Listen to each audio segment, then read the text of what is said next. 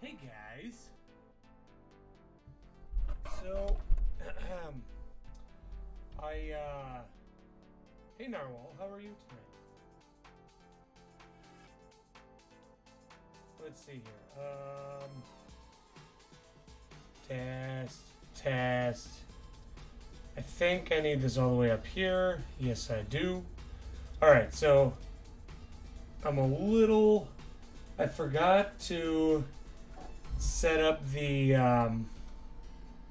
what do you call it? The what we're faceting today. So I'm getting that image loaded up real quick. I am so sorry.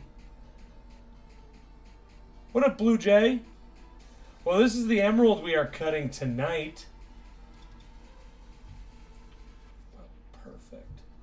All right, so what I'm doing quickly here is I am getting the image ready for what we're going to be cutting. So while I'm doing that, take a look at this awesome looking emerald here.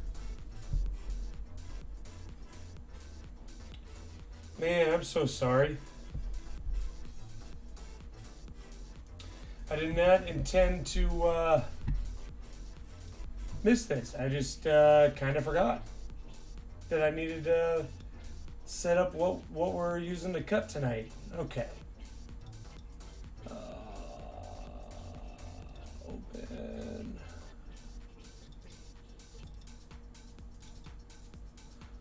All right, now I gotta do this. How's everyone doing tonight? How was everyone's weekend so far? And can you hear me all right?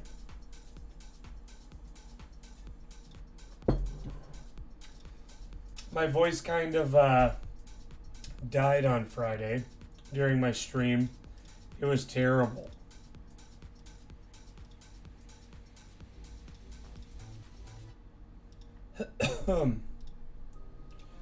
So I'm hoping that it will last this stream. I just have to remember not to shout, because I do shout a lot. Oh no. Yeah, I have to go to work tomorrow. Not excited about that. Hey, Brookie. So, guys, what you're seeing right now is the emerald we're going to cut. Like I said, I completely forgot that I had to get the image ready to show you guys what we're going to be faceting today. So I'm just quickly coloring that in right now, and then we'll get started. You and we're all about hydration. I did yell social a lot. My voice sounds a lot better today than it did. Oh man, I'm embarrassed. I forgot to do this. So today we went to the dog park, and our puppies absolutely love the dog park. And there were a couple other greyhounds there too, actually, and they had a lot of fun. Yeah, thanks, Cosmo.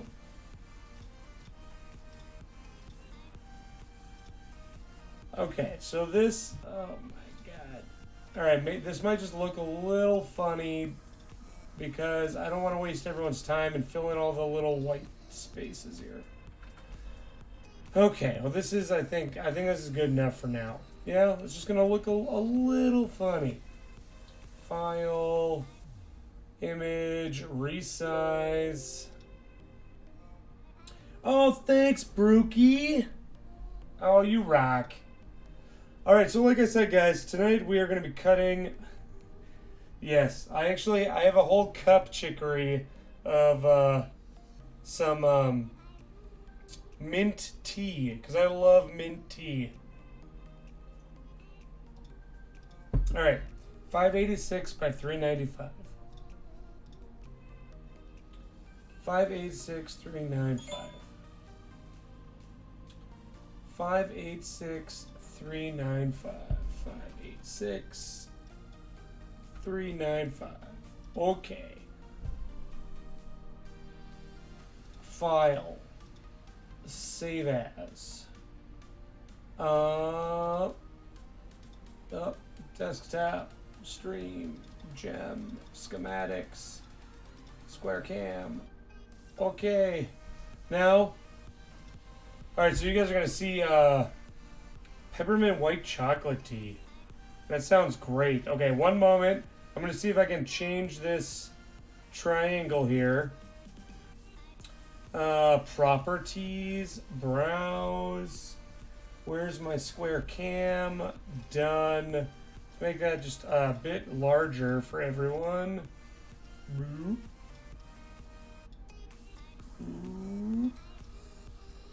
How's that?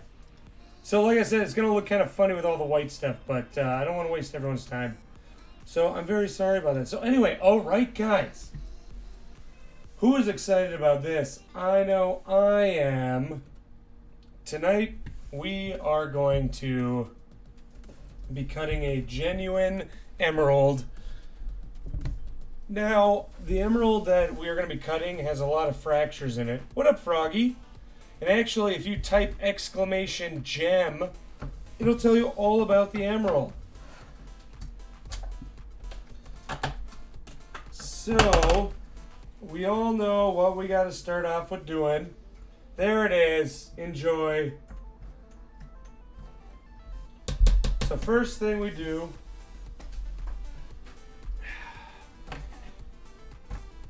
before I move the camera, I'm going to pull all my dop sticks out of my alcohol here.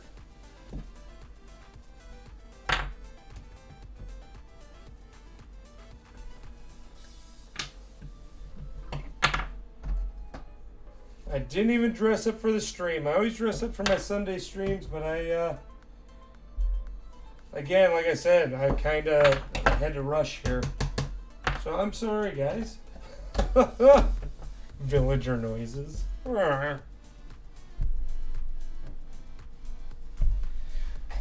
right, so let's hop into this, yeah?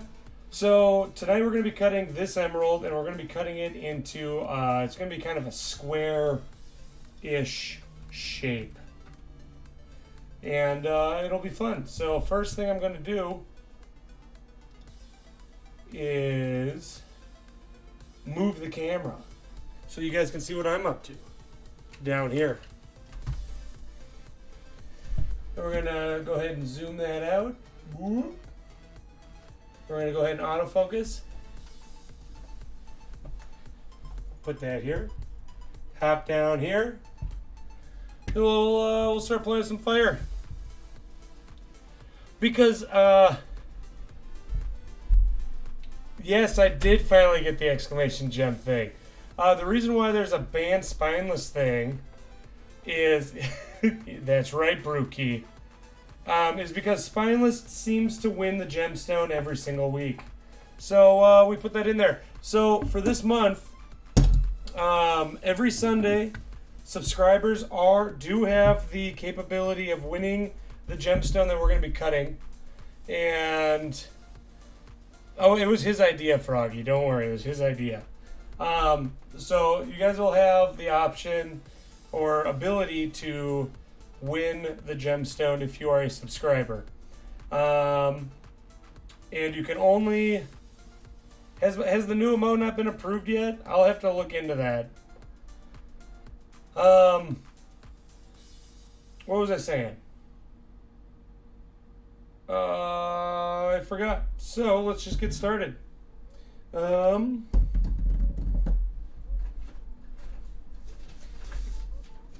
Oh, I see. You can type exclamation gem now if you didn't notice. Just so you're aware. You know, it's a pretty cool thing. All right, so I think we're going to do that. Perfect. So first thing, I take this flat one, I put it down here, and then we're going to put this on it, and then we have to find a dop stick. I think that one will do quite. Actually, we're going to use the thicker one. I will be using the wax shellac right here. Yeah. So first thing we do is we light our candle. It's out of alcohol. Hold on. Gotta make sure it's nice and moist.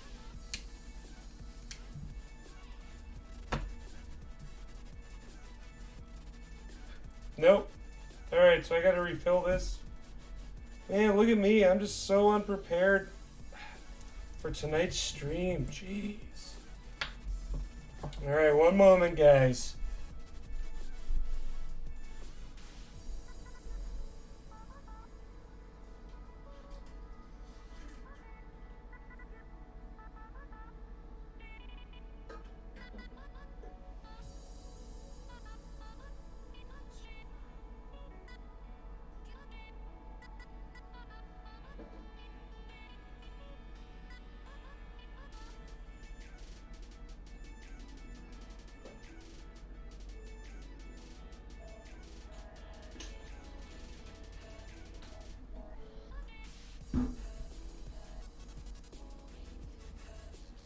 Alright.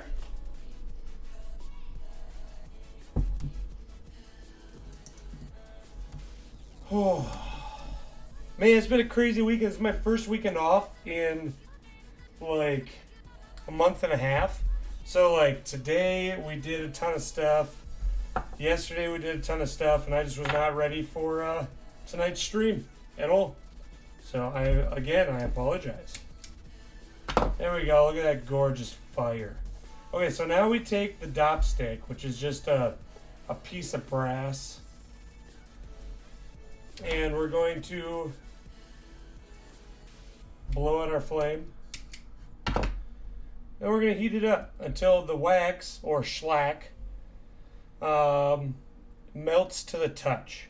So this stuff hardens pretty hard, and this is what holds the gemstone onto the dop stick. Also, if you are a subscriber, we will be giving away the this emerald tonight after the stream.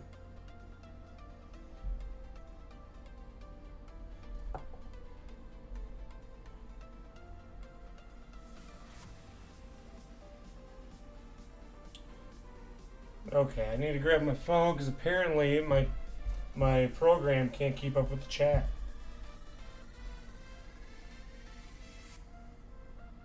Look at this, I missed all this. What up, Demon? Yeah, my computer's decided to stop updating chat. Terribly sorry. Even before it doesn't stick like last time. I believe in the wax shellac. You had days. Yeah, I know I had days to prepare. Alright, there we go.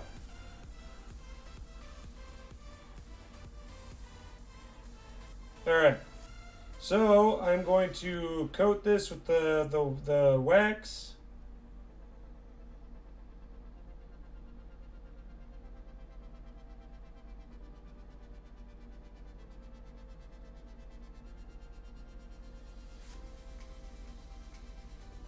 I kind of want to make sure it's even all the way around, so when we attach it to the emerald,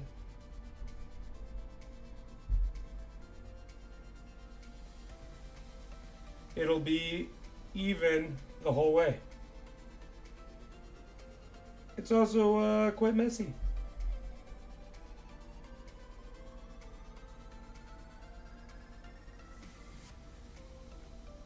Or is that enough?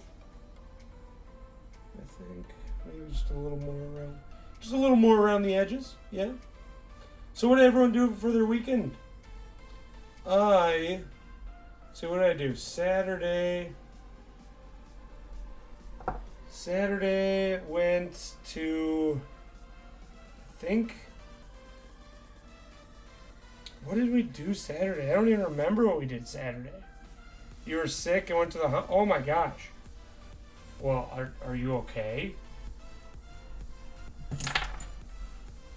All right, move that. Get that out of here.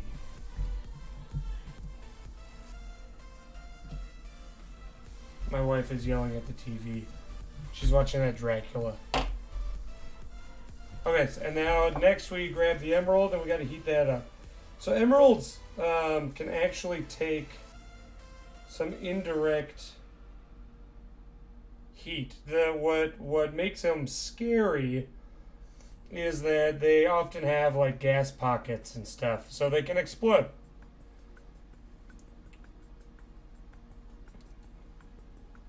A cold day-old quesadilla.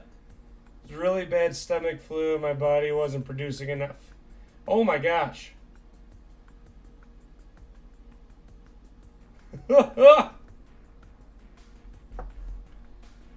So again, we're trying to get the emerald up to the same temperature like the dopstick so that the wax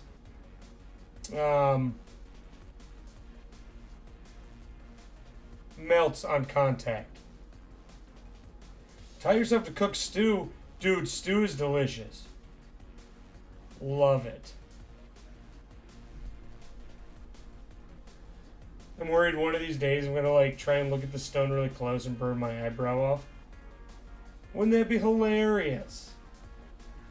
I'm still trying to remember what we did. We went to this delicious place.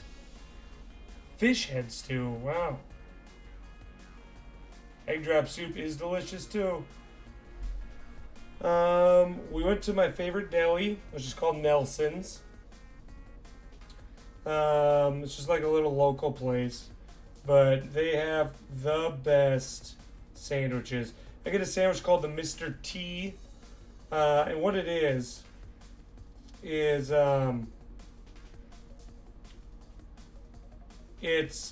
like a sub bun, like a small sub bun. It's not like a giant Subway kind of foot-long thing, but all right, here, hold on, I gotta focus. Don't want to burn my face off. Okay, so what I'm doing now is I'm bringing this down.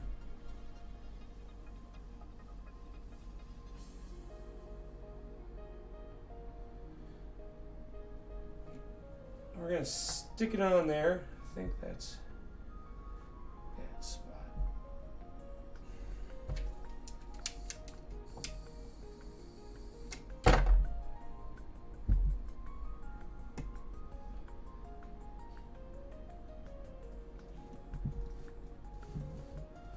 So I'm trying to make sure that we have enough space all the way around the stone when we go to start. Because if we don't, well, then we're going to end up with a really tiny stone. And I want to give you guys the biggest emerald I possibly can. Whew. Okay, so anyway, the Mr. T sandwich. Yes, Froggy, Mr. T. So what it is it's a bun, like one of those long buns, like a torpedo, and oh, that's why it's being all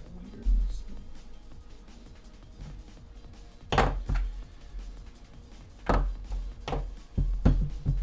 Okay, hold on, it shifted. I'll tell you all about my sandwich in a moment.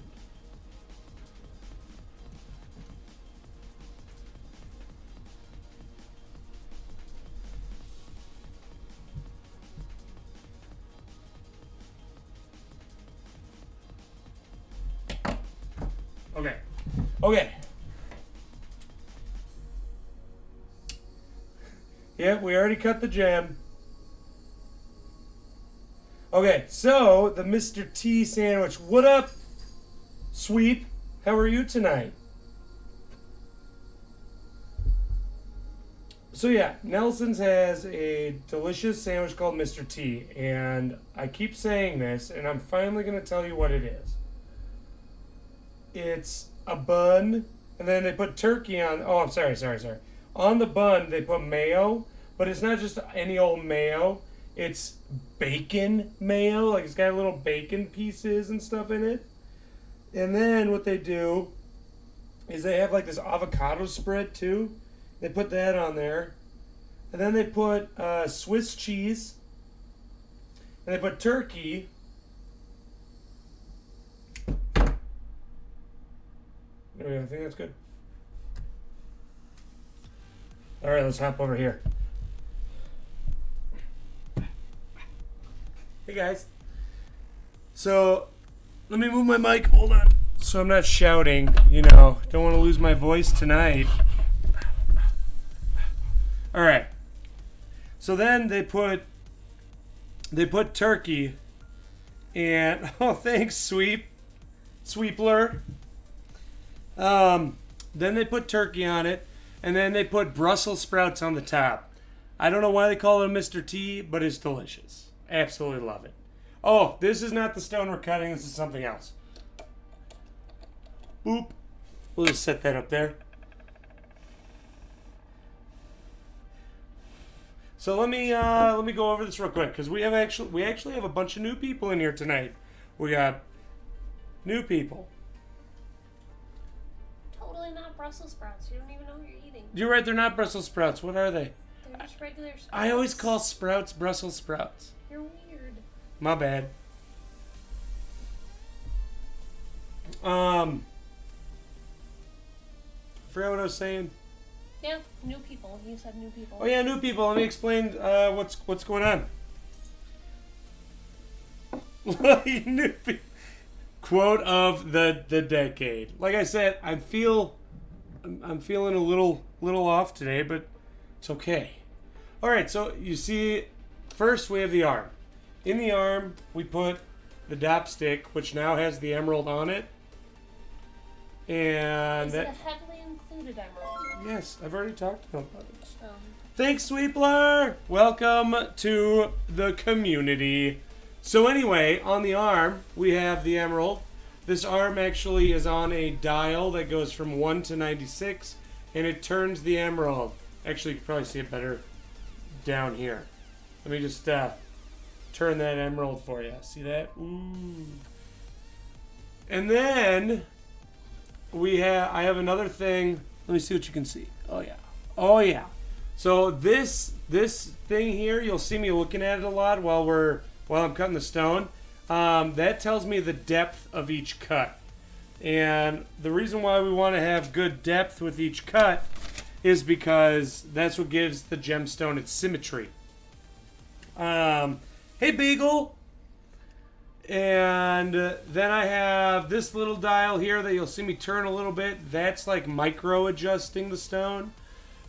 And then I have another one over here that I don't think you can really see right here. Yeah, I can't really, there it is. See this? This tells me what angle the arm's at. And that's pretty much it. So if you look under the live feed right now, you'll see the shape and style of the stone that we're doing. For some reason, chat's not updating over there. I don't know why. Yeah, I don't see anything. Yeah. Don't know why it's not. It says yeah, it keeps saying connecting to chat. Don't know. So you won't be able to read chat. I'm sorry. Aww, that's the only fun part. I know. This is super boring. I'm sorry. By the way, that's my wife, Sandala. And that's Carson. All right. So first thing we do is we put on the 1200 lap. Yes, she did say I'm boring. No, I said gemstone cutting is boring. I do not have the patience for it. So I have my diagram here. Put that up here. Move this here. Go here. All right. So when you look at the diagram, we're going to be starting on the right side. So look at the image underneath the live feed. On the right side there is the bottom of the stone. And on the left side is the top of the stone. Top of the stone is called the crown. The bottom of the stone is called a pavilion. Why? Because crown goes up top and a pavilion is pointy. Who knows? Who knows? And the middle of the stone, so if you look at that middle image in between the left and the right, you see that line going down in between the crown and the pavilion? That's called the girdle. That's what goes in the middle of the stone. Also, it goes in the middle of a person.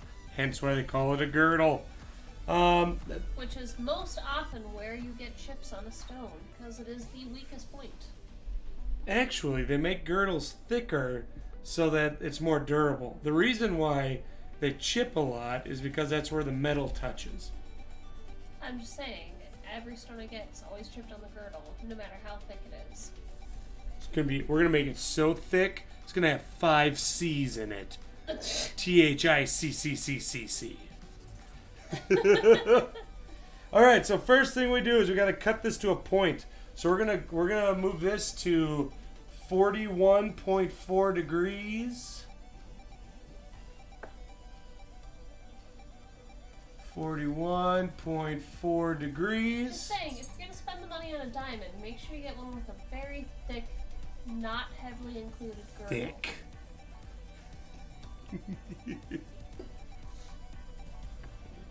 You can probably grab your phone and watch the chat. Man, that'd require effort. It would. Alright, so this part of the process is actually the part that takes the longest because we're shaping the stone. When you shape the stone, so I'm actually going to take this off and I'm going to put a 600 grit wheel on here. When you... I can watch your chat. No, I have to interact. I can interact for you. No. They like me better. No, they don't like you better. They like me better. They like me better. No, they like me. Look, they're saying they like me better. Totally. No. Yep. No one. Come on, camera, and take a look. No, I'm not going on camera. I have a mud mask on right now. I'm not going on camera. She tried to get Sandala tried to get me to put a mud mask on for the stream. She asked me if I'd do a mud mask with her. I said yes, I will totally do a mud mask with you. And then he never made the time today. And then she decided to take a nap. I love naps. Sundays are the only days I can nap. All right, so we're gonna go ahead and moisten the wheel. Terrible husband. I know. Whatever. Brookie's biased. All right. So now that the wheel's nice and moist, we are going to start cutting the emerald to a point. Are you ready?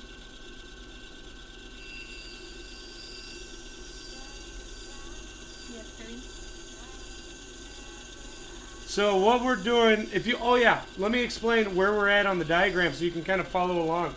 On the right side, we're cutting the pavilion. So when you look at the right side there, and you look at number 1, it should go all the way around. Yep. So we're cutting the number 1s, which are the corner points, if that makes sense. So you're cutting an emerald in an emerald cut? How original. This is not an emerald cut. This is a square cam cut. Just saying. An emerald cut's long. Oh, this is actually going to turn out really nice. I was a little worried. It's really hard to tell with emeralds. Yeah, actually, if you guys type !gem, you can learn all about an emerald. I put little facts in there that I thought were interesting. They're really pretty color, but the way they mine them cause them to have a lot of fractures within the stone. Yeah, the way they mine emeralds is they blow them out of the side of mountains. And then that causes a lot of fractures. And then they collect them in the river down by the bay where the watermelons grow. Back to my home I dare not go. For if I do, my mother will say... Have you ever seen an emerald? Wait, what rhymes with emerald? Oh no. In the gem world? Gem?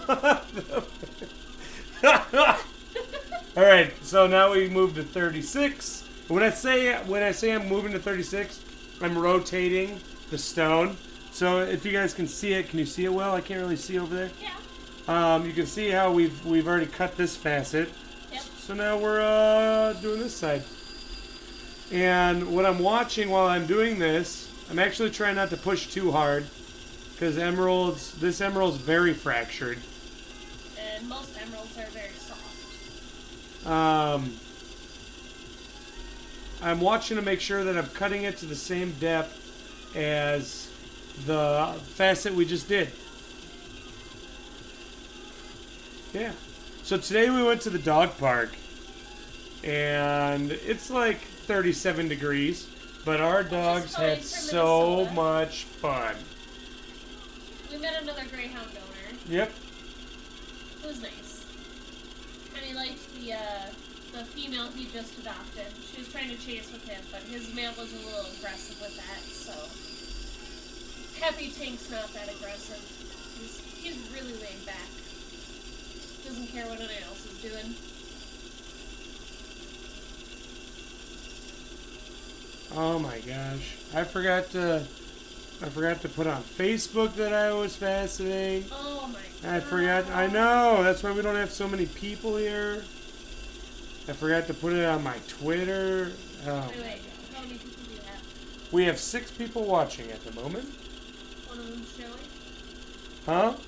One of them's Joey? I don't know if it is. Everyone kind of stopped talking. We had the opportunity to go out to dinner with a bunch of my old high school friends, which was awesome. I haven't seen them in a while. We went to sushi, ate too much. Oh, it's all you can eat sushi. I love sushi. I love sushi too. Now, Ryan forced me to like sushi. You're happy about it. I forced him to like coffee. So, I mean, there's a give and take there. We're still here just watching from afar. Understandable. Alright, so we have now just cut it to a point. Are you sure? Yeah, Is it pointy? it is. Can you cut your eyeball on it? You could. Good. Good point. But I'm actually going to take it down a little more because there's something in there I just don't like. On all sides? Yep. Well, I got to take them all down to the same... Make them more shallow? No, I'm just taking more material off because there's some black on here that doesn't look good. So I would like to get it off.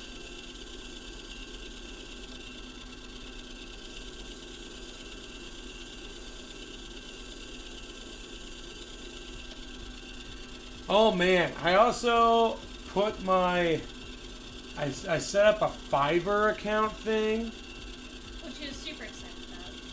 Yeah, I'm super excited about it, and no one's responded, but that's okay. It's still out there, and I'm happy.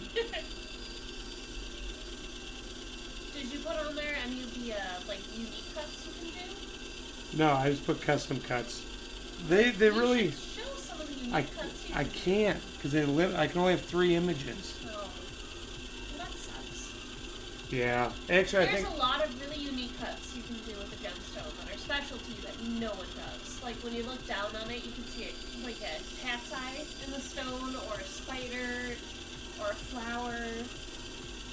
Instead of, everyone does the standard cut, which, yeah, it has a lot of light going through it. It was a pretty cut, but it's not anything special.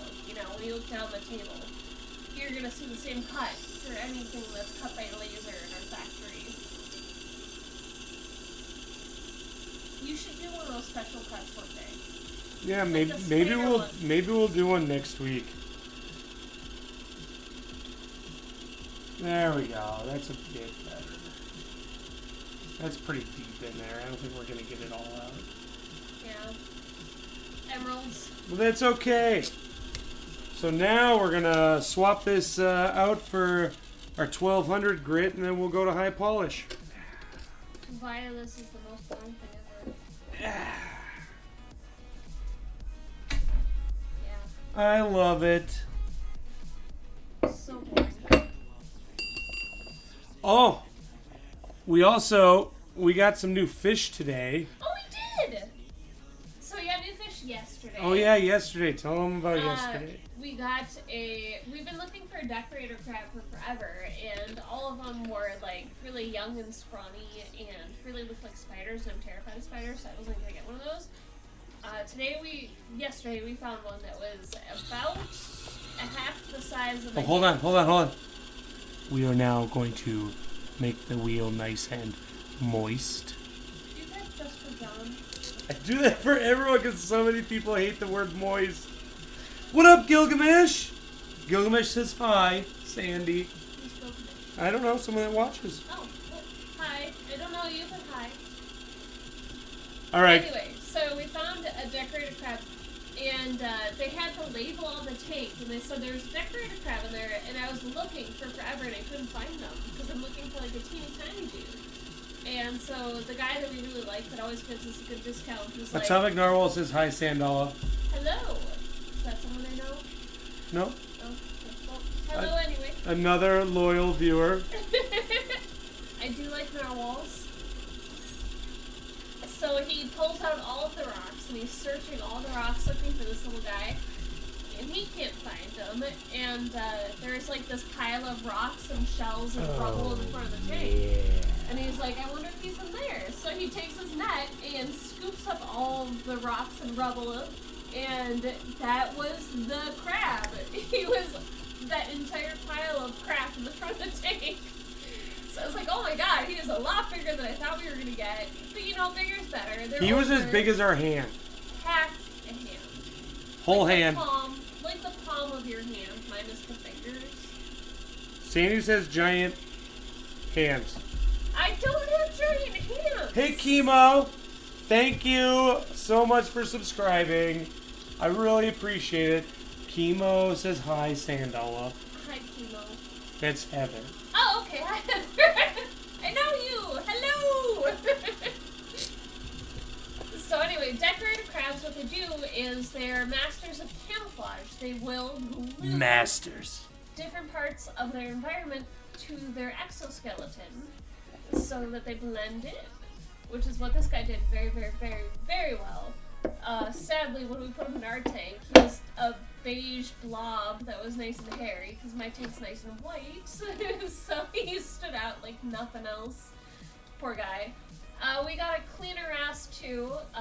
They're pretty blue. They form a symbiotic relationship with the other fish because they clean them, and they kind of zip around everywhere. And he was super cute. We named him Simon.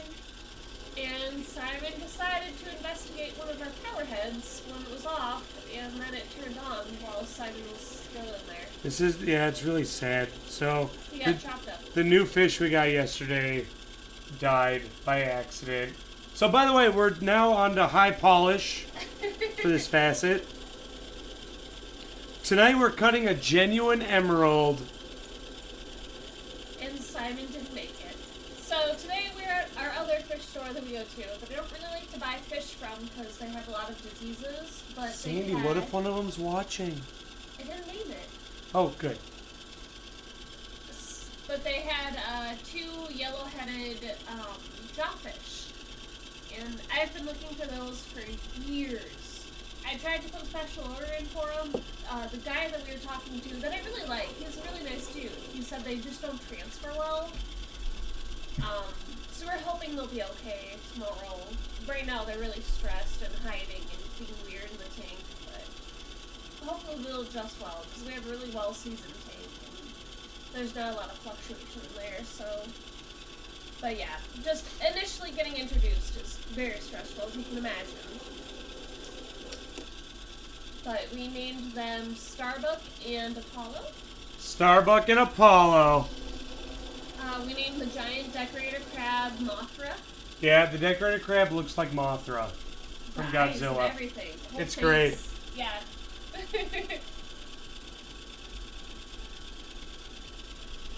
Oh, man. I'm excited. I told Ryan he had to cut some gemstones so he can put them in the tank, and hopefully Mothra will pick them up and glue them to himself. Right now he's covered in a bunch of zoas, which are little button polyps. And, like, shell-like looking things. He's hiding very well in the tank.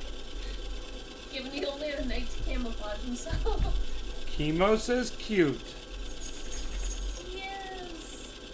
Although I was terrified to pick him up and touch him. Usually with all new fish, I just scoop them out with my hand out of the bag and put them in the tank because I'm not putting. Dude, this thing is like a big old spider thing. It is.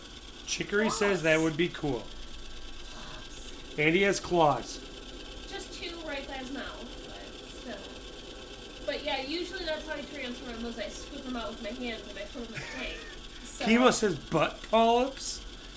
button polyps. Button. Polyps. What do you use it for? No. They're little round polyps. Most of them are zoas. There's a few other different species. People just call them button polyps. Butt polyps. Button. Button. Our crab has butt polyps. Brookie knows butt plug too. Oh my god. Is it like a spark plug or a septical? Oh my god. What do you use it for?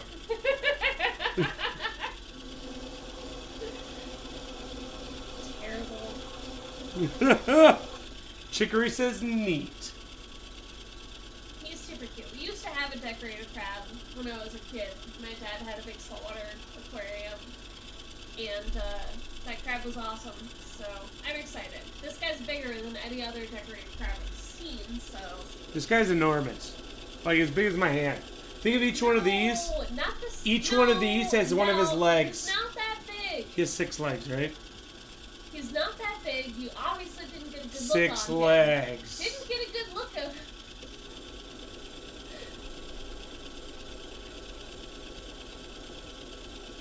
Also, we have to start calling him a she because Mothra. Mothra? Oh yeah, we gotta call it a she. What? Chemo's like, I'm gonna make it so dry for you. That was a terrible video. That's the worst video on YouTube. Well, okay, it's hilarious, but oh, can I tell him the? That's fine. Okay, so Saturday night, my buddy's over. Was that Friday night? It was Friday night. Friday night before the stream.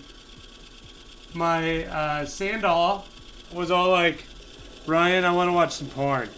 So I'm like, okay. She's like, but all we have are these videos, and I don't want to watch them. So I'm like, okay. And so she's like, the only place she knows to look is RedTube. So she's like, hook up your account to RedTube here, and I'm like, no. I don't go on there. I don't want that associated with my account. No. She's like, well, I'm not doing it because the government will see what I'm looking at. I didn't say that. Well, that's what you. No, I just don't want it associated with my She account. doesn't want it associated with her account. So. And you're a boy, it's expected. There's a stereotype. So I hook it up and I come in here to start setting up for my Counter-Strike stream, right? And then all of a sudden, she comes in, she's like, Ryan, I can't do this anymore. I'm like, what? Can't do what? She's like, I can't watch it anymore.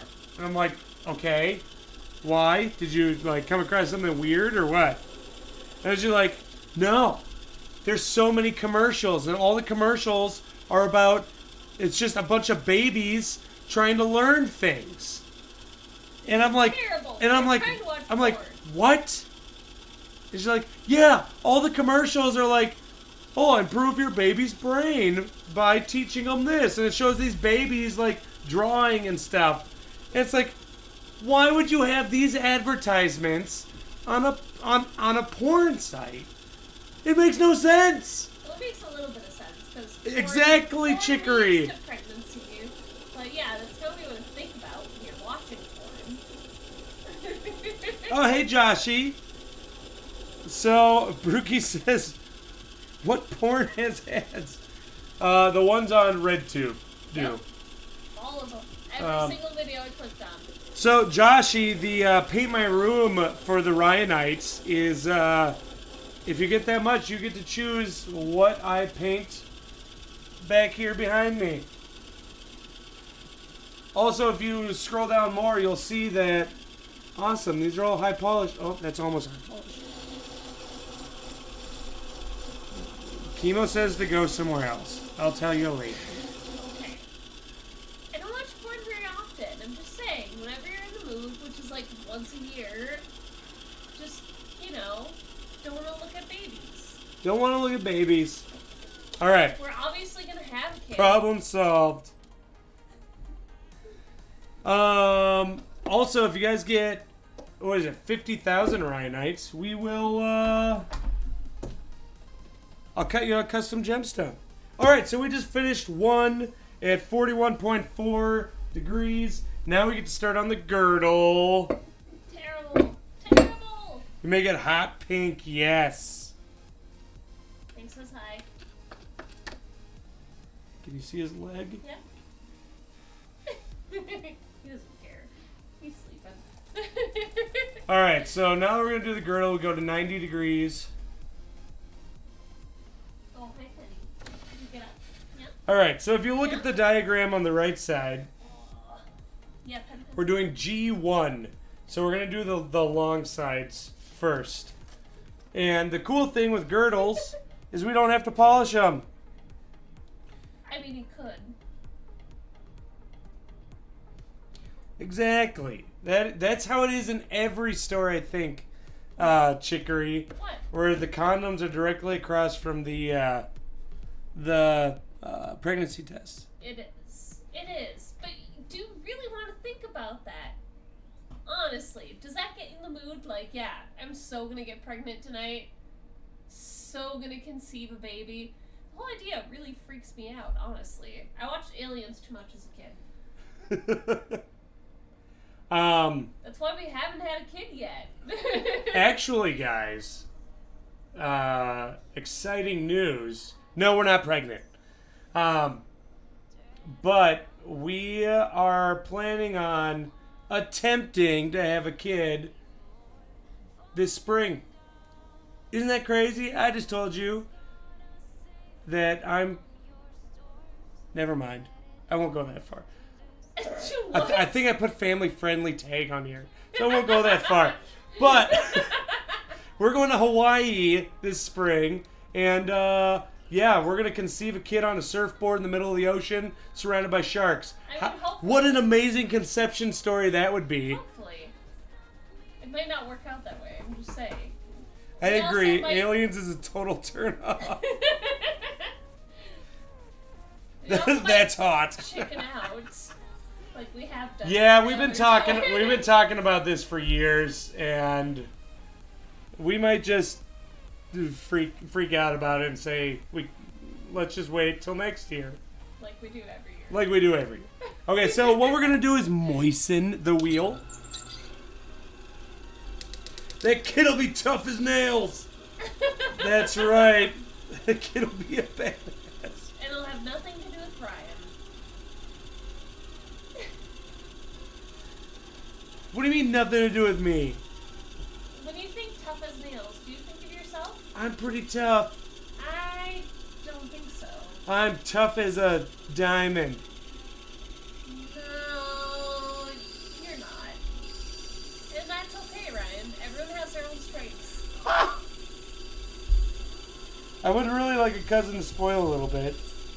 Yeah. Is that Thomas? Thank you, Blue Jay. No, it's Gilgamesh. And Brookie has a niece due in May. What do you mean? One going out, one going in. I don't understand that. But congratulations. Yeah, Until we actually get pregnant. And so you know what that means, guys? When I do have a kid, the streams are gonna have to. I might not even be able to do them three times a week. I might have to drop down to like once a week. Or maybe we'll do like a baby bounce stream where I have the kid just strapped to my chest while I'm sitting here doing stuff or playing games. Wouldn't that be great? A baby is coming out of a vagina and will also be going in one in spring. Oh yeah, that's true. Never mind. Sandollar was just like, what? I'm as tough as a cotton ball? Yep. Yeah, I okay. agree with that. Sure.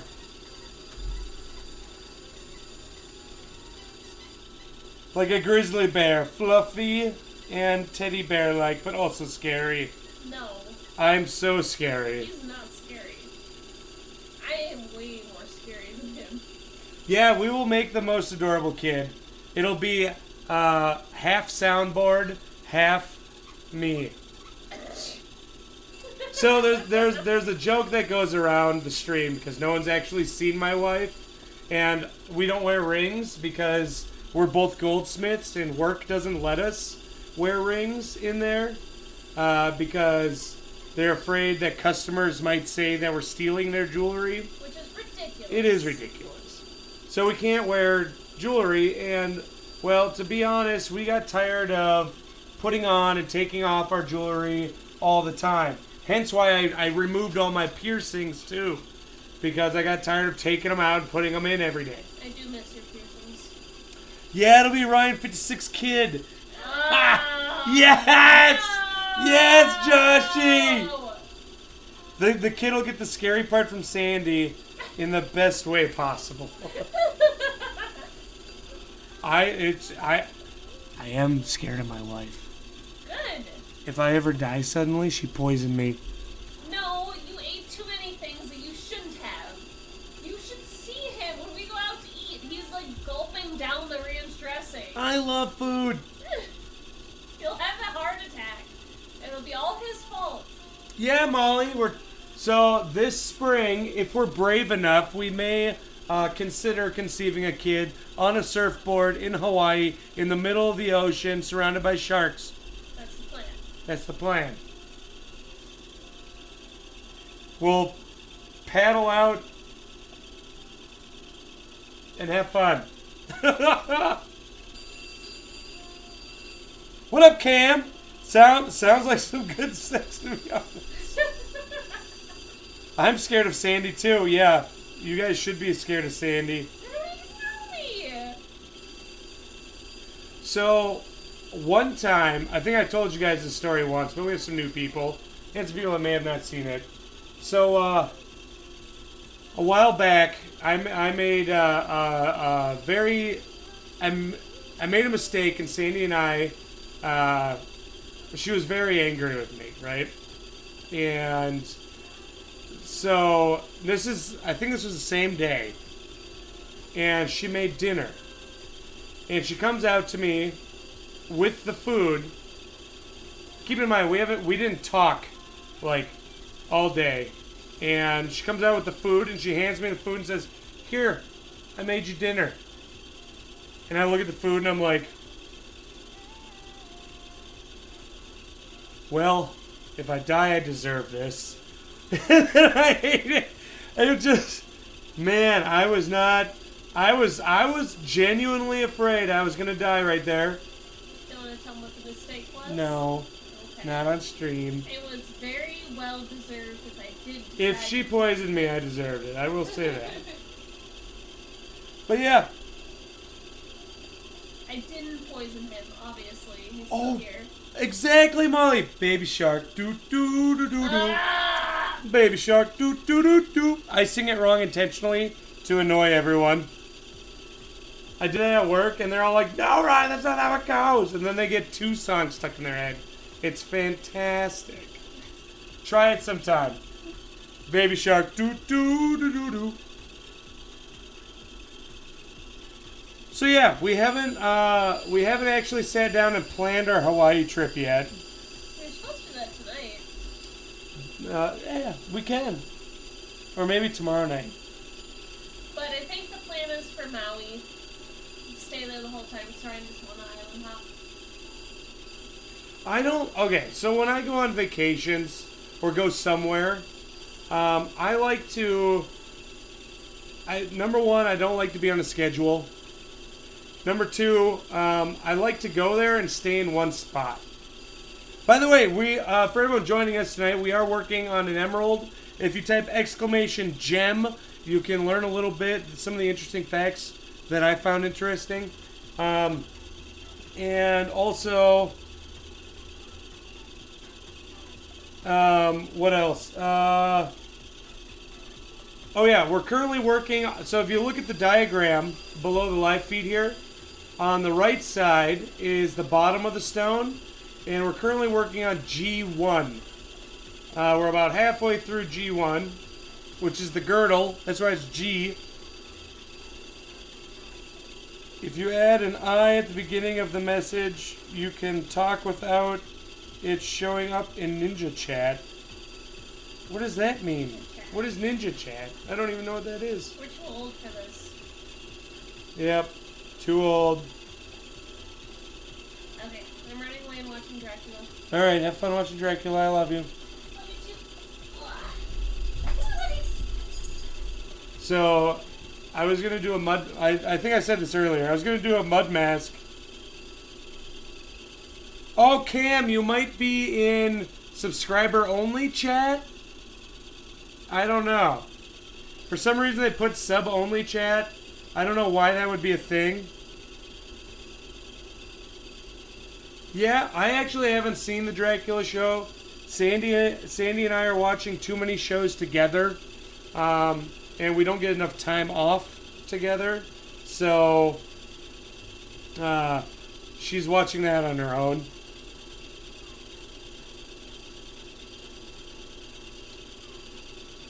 But yeah. Oh yeah. So earlier today, she wanted me to do a mud mask with her. But she took a nap and I forgot about it. So before the stream, she's like, "I'm gonna do my mud mask. You wanna do it too?" And I'm like, "Not on stream. I'm not gonna do it on stream." She's like, "Well, why not? It'll be great." And I'm like, "No, it's too much work." It was interesting and bloody, which was fine for me. Sandy loves horror movies. Oh no. Okay, so we gotta go deeper on this side, I guess. Okay.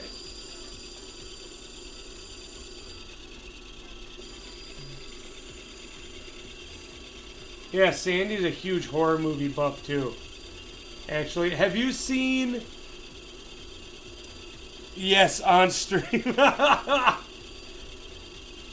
People think I'm crazy if I do that on stream. Dude, this emerald's got really nice green to it.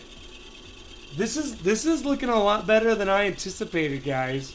Now this is gonna be, so if you guys read the emerald stuff that Cam just brought up for us, please unstream.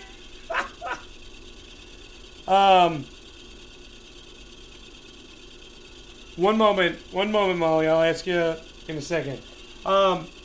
If you guys look at what Cam put up there and you read all of that about the emeralds, what's really interesting, ooh, I think we got to cut that deeper, is, and actually what's kind of cool with whoever gets this emerald tonight, which, by the way, if you are a subscriber, you have a chance to win this completed custom cut emerald tonight.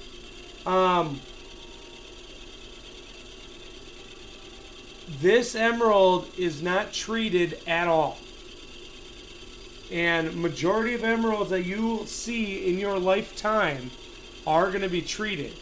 And it's simply because they do have a lot of fractures in them. And it's practically impossible to find an emerald that does not have fractures. But this emerald's really nice green. And unfortunately, how do you say it? It's actually worth a bit more money if it is a treated emerald. But so what I'm going to do before I send this out is I'll probably soak it in some oil. I'll ask the person who gets it. I'll soak it in some oil and then you put a little Vaseline on it around it, which just makes it show up a little better. I learned that from my boss actually, which is kind of a cool technique. No emeralds are broken, exactly. So what I was going to ask you, Molly, is have you seen the movie Into the Shadows? I think is what it's called. It's like a goofy documentary on vampires, and they're so funny. I can't believe how well they made that movie there. Also, these facets often take the longest because we are shaping the stone from the raw, rough material. So this may seem like we've been on this for a while. Well, because we have. But yes, it is awesome. But it's because we're taking off a lot of material. So when you facet a gemstone, or even a diamond for that matter, you tend to lose about 70% of the actual material that you started with. So if you didn't get a chance to see what the rough looked like, actually I'll show the rough at the end too tonight, because I have a bunch of these rough emeralds. This emerald's turning out so nice. But if you want to see what it looked like at the beginning, all of the videos are archived, and you can go back and see what it looked like at the start. The show is funny. There's a movie. Honestly, I think I liked the movie better than the show. Oh man, it's just so funny. I love it.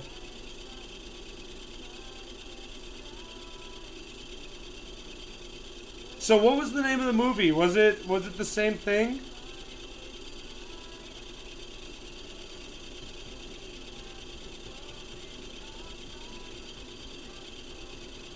Okay. Today we celebrated my foster brother's birthday, and we went to a pizza place in Minneapolis, because I live in Minnesota and Minneapolis is the place to go. And this was the smallest pizza place ever. Like, their kitchen was bigger than their sitting area. But their pizzas were actually pretty good. What were the pizzas were like long, and they cut them kind of into rough triangles. But we got one that had red sauce, and it had prosciutto, which is like really thinly sliced pork that almost tastes like bacon. It's really good. Kind of expensive too, actually. And on top of the prosciutto, they put a cheese. I don't remember what kind of cheese it was. And then on top of that, they put like a bunch of greens. I don't know what kind of greens they were, but again, that thing. What? It was gorgonzola cheese. It was arugula. What? Lettuce? Arugula? Parmesan cheese and arugula. Thank you.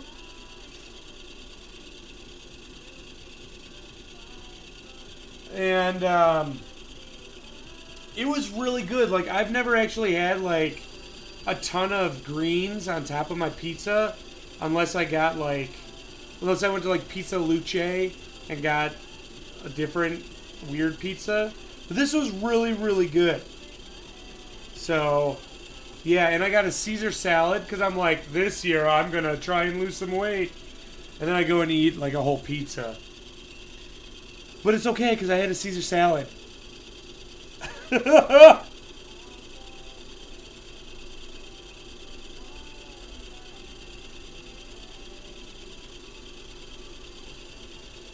Yes. Brookie, I don't know what to say to that. Thanks for lurking. Kidding. I love Caesar salads too. I could eat a salad every day. I absolutely just love salads in general. So, but their Caesar salad, like they took an entire thing of romaine chopped the bottom off, and like they just like stacked it, and then they put their special dressing on there. That was like, it was really good dressing. They gave me one enormous crouton. The crouton was literally this big, just a big chunk of hard crouton bread. That was actually kind of spicy. And then they showered, and I'm not even kidding, they showered that salad with Parmesan cheese. Shredded, fresh Parmesan cheese. It was really good. Super good. Alright, I think we're almost done with G1, guys. Ooh, ooh, ooh, oh. I thought it came off and I was about to lose my mind. Up in here, up in here.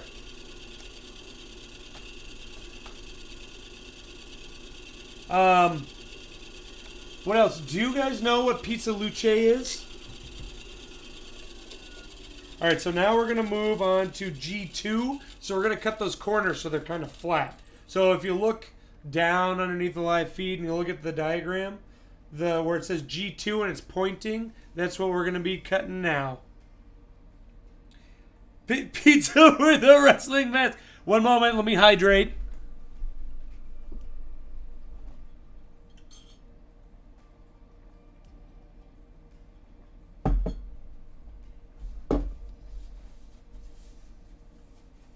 Pardon my well-worn chair.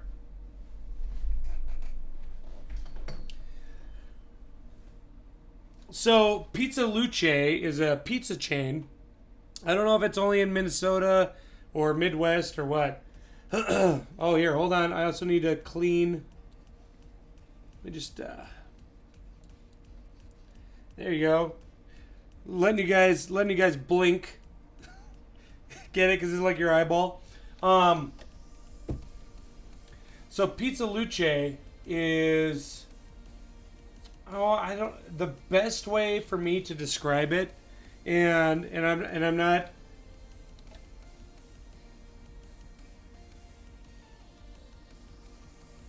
Oh my God! I cut.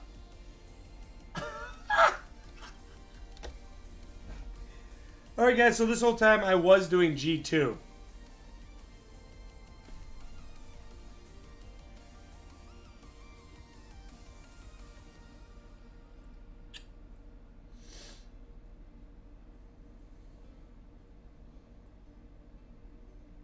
Let me think here.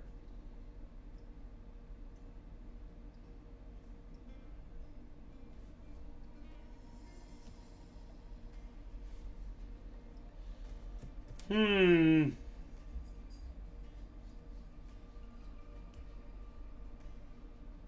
don't think I can fix that.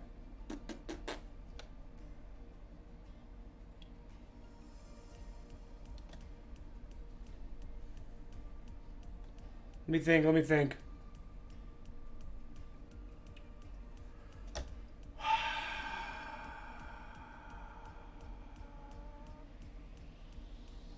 All right, I have an idea. We turn this 90 degrees. No, I accidentally cut wrong. Not too distracted, just a little distracted. Make all of them G2. So, okay, so here's where I'm at. So if you guys look at the stone, this is how big it is, right? Compared to my finger. And if I cut, so G2 is supposed to be smaller, right? Well, I just completely shaped the stone of G2. So in order to get the biggest emerald we possibly can, we can still fix this. We just have to heat it up again and turn it.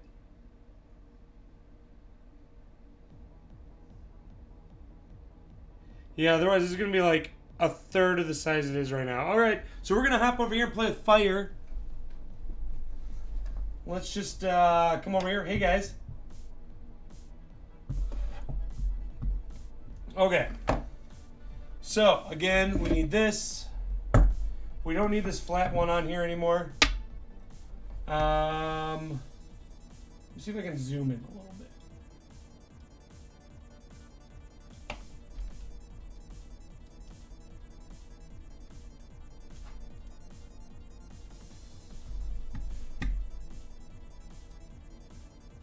There we go. Ooh, my mic. Sorry. Okay. So what I'm going to do now, because I messed up, is we're going to turn the stone 90 degrees. So the point is facing this way. And the best way for us to do this is to grab one of these that's like, oh, that's flat. I need one that's a cup. So some of these dop sticks are like cups. See? And that's going to be too large. Let's find a smaller one. How about we use this one? That one looks good. Alright, so here we go. Time to rotate 90 degrees. Excuse me. So the reason why we need this to be a cup is so that we don't chip the point. And what I'm going to do is heat up the wax, and I'm going to twist this 90 degrees.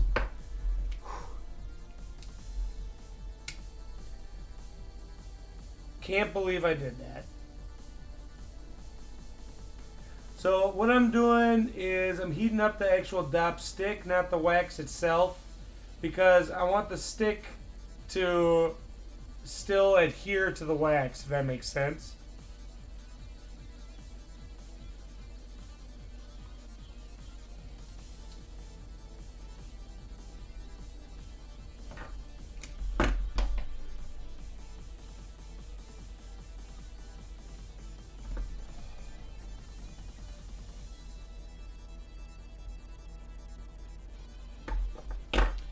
Perfect.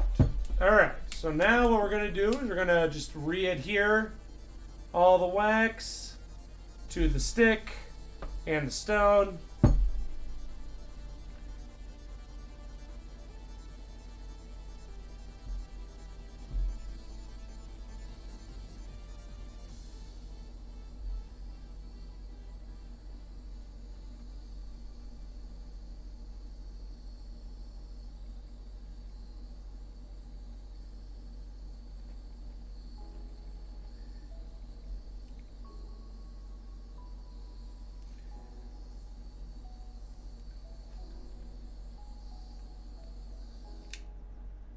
Sorry, I'm holding it up. All right. Cool. All right, let's hop back.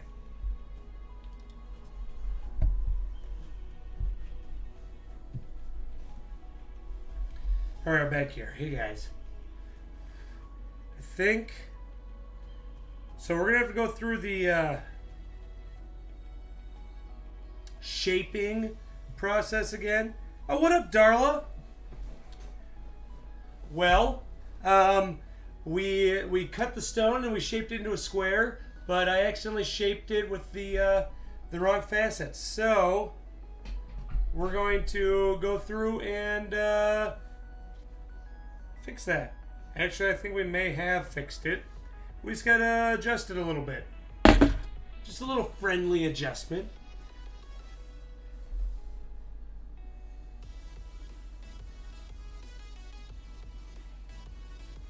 How are you doing tonight, Darla?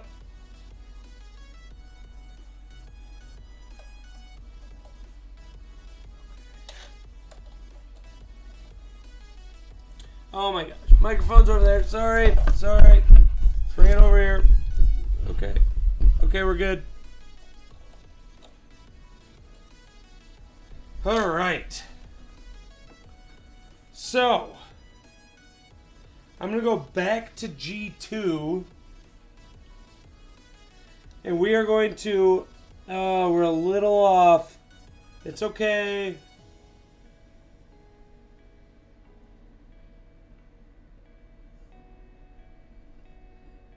Alright, so now we're going to cut G2 again.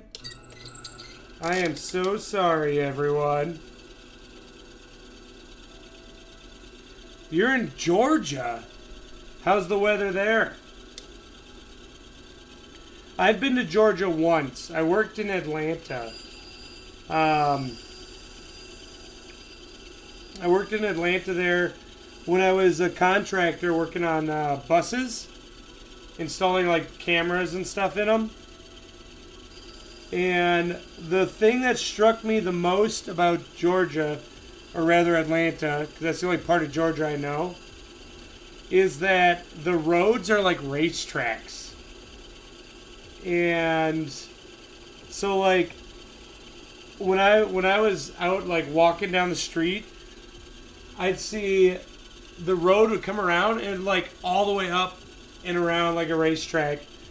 And it was crazy.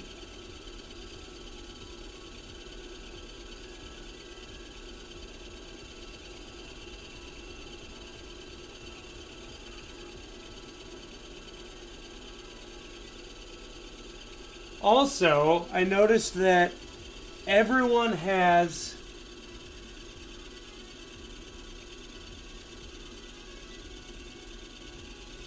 their... How does that look? Windshields tinted there. Atlanta traffic. Oh, what up, Spring? Thanks for joining us tonight. I never actually, since I worked at night, I didn't really deal with their traffic. 56, lucky. It was 34 where I'm at. We got to take our dogs to the dog park and they loved it. They were wearing their little coats.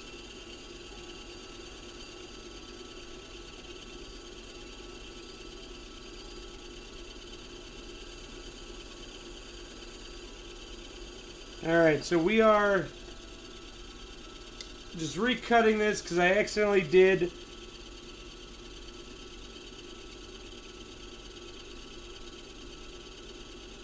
a bad thing.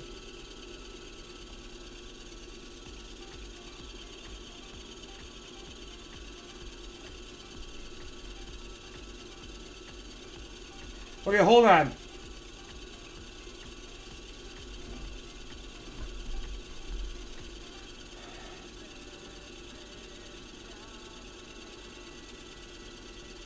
Yeah, and I make mistakes.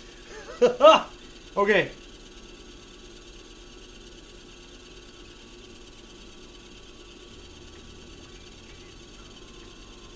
Guys.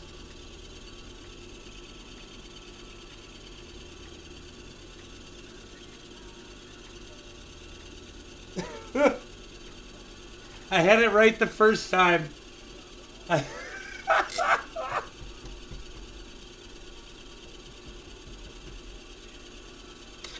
How It's Made is an amazing show. I absolutely love that show too.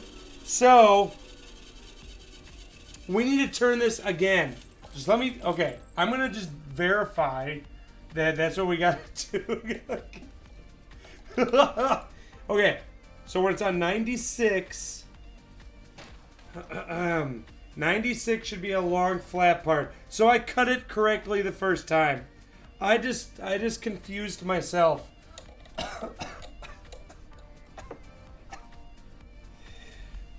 How sprinkles were made. How are sprinkles made? That's interesting. Alright, so again guys, we're back here because I need to turn it 180 degrees again. I mean 90 degrees. Can't believe I did this. Oh. Yeah, you have to tell us how sprinkles are made.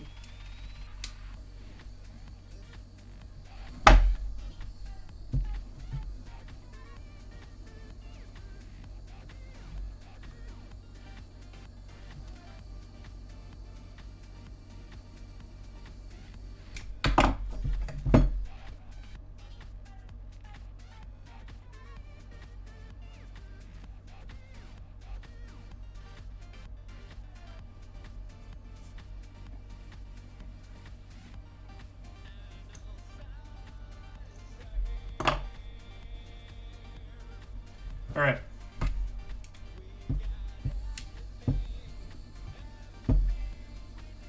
What do they do to the unicorns?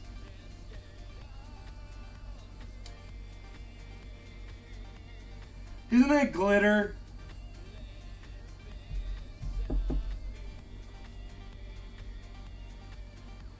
I thought glitter... Oh, glitter is fairies, isn't it? Wouldn't that be crazy? If, like, those things actually existed?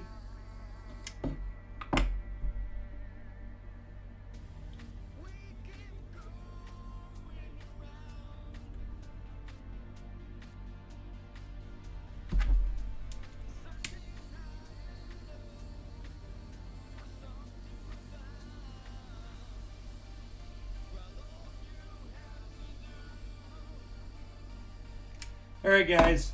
Oh, man. They're literally just pure sugar. I want to bite them when they're long sticks.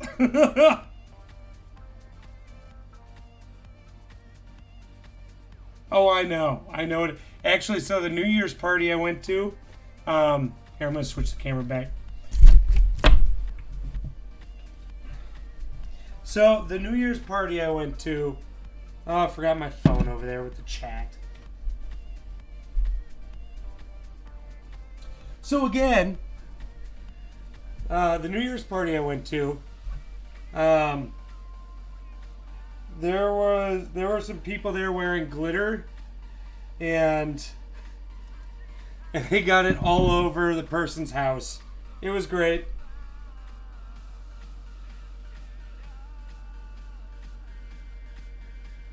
Alright, so let's try this again, shall we? Oh my gosh. Okay, 96. We are going to finish shaping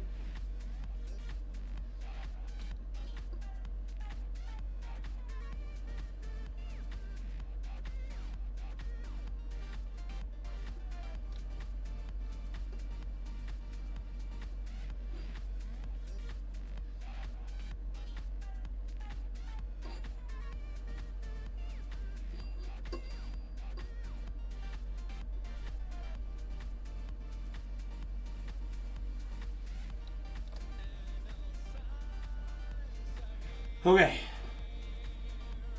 Just a little off. Not a lot. Alright. Third time's the charm. Yeah. Hey, Auntie Christy. Thanks for joining tonight.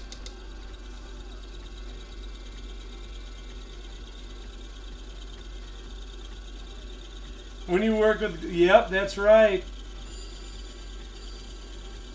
So, I'm sure...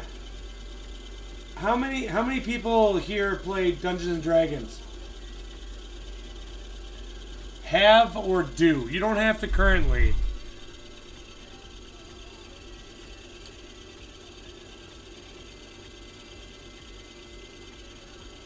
So I have kind of like limited time in my life. Not that okay, I'm not gonna die or anything, but like just like with how my life is now, you know? What is everyone's D&D name? What's your character's name? Current or favorite that you yourself have played? I've always been a dungeon master. So, and actually I prefer to be a dungeon master. Oh my god, that's really off. What?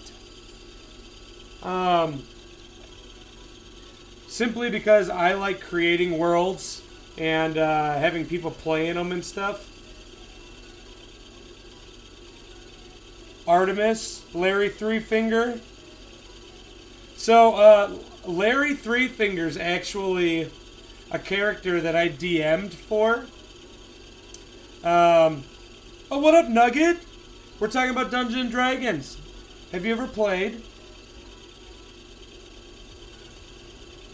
So, Larry Three Finger, or Auntie Christy, as you see over there,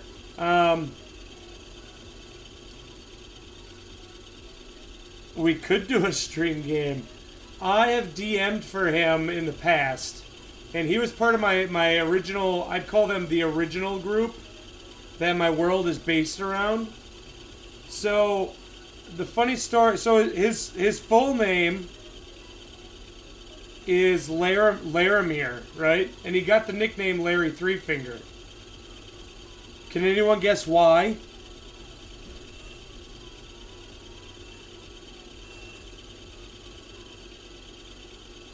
Almost there, come on.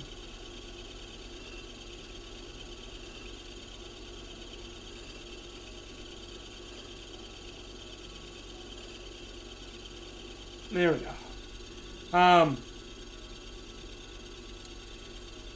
So, exactly, some fingers disappeared on his hand. Do you guys want to know how? Sure you do, because it's a good story. So, Larry Three Finger is a halfling rogue. Keep in mind, this is in the, 3.5 days, okay? Back when you had skills and feats and all that crazy stuff. And so one day, the characters.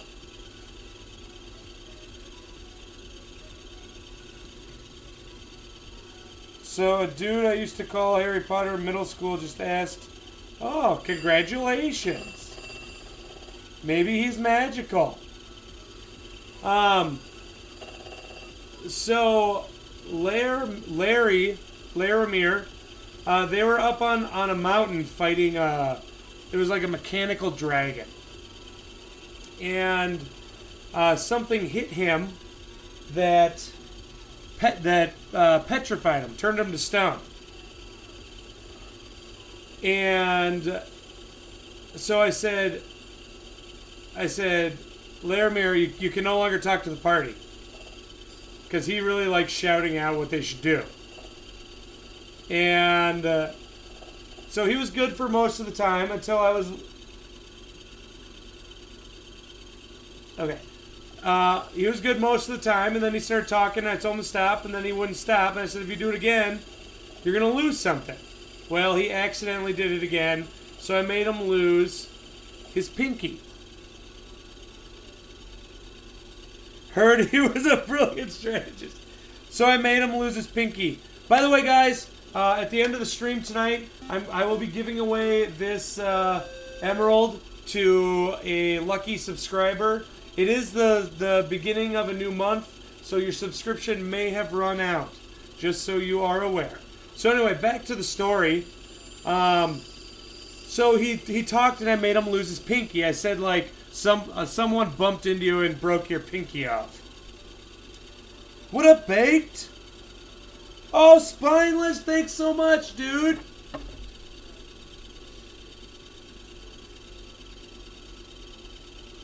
Secure the top place.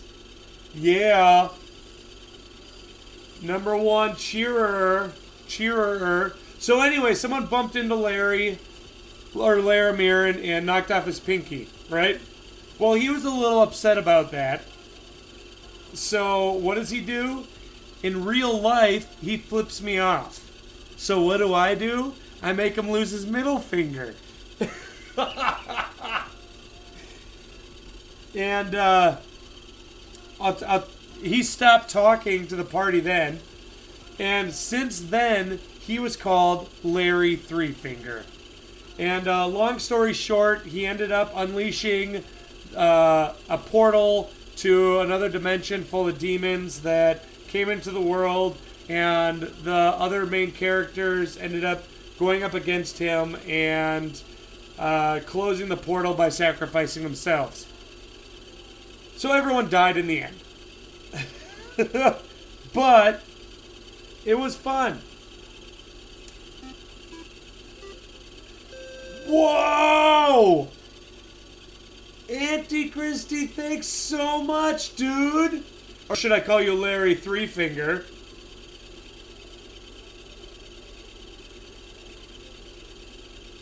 Oh yeah, how did you lose your genitals? He must have done something else that made me mad.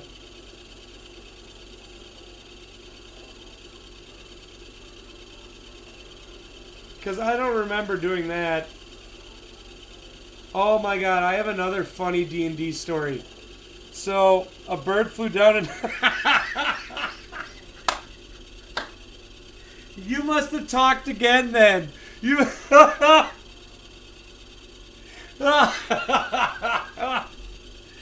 Oh my gosh. So another funny story. So Larry was out with his companions. I think there were 3 other companions. So there was Floyd, Loki. Floyd was a paladin. Loki was a fighter. Remember, this is back in the 3.5 days. Oh, sweet, guys. Look at that. We're done. We're done with G1 finally. We only cut it 3 times. So they were going after what were called Mox Rubies. Yes, I got that from Magic the Gathering because I'm a big Magic the Gathering fan. But the Mox Rubies were just like these gray stones that had powers. Hence why he got petrified. A ruby touched him.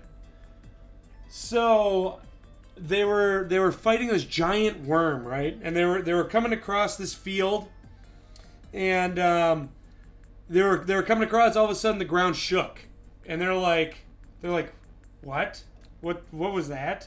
And everyone's like, I don't know. And so they kept going, and then it shook again, and then all of a sudden, this worm comes out of the ground, and they're all like, whoa! So they run over and start hitting it, and stuff. And then it eventually goes back down to the ground. And then everyone's like, okay. So they're like, all right, so here's what we're going to do. We're going to get the worm to come up. So Larry, since you have the ranged like sling or whatever, you throw a stone.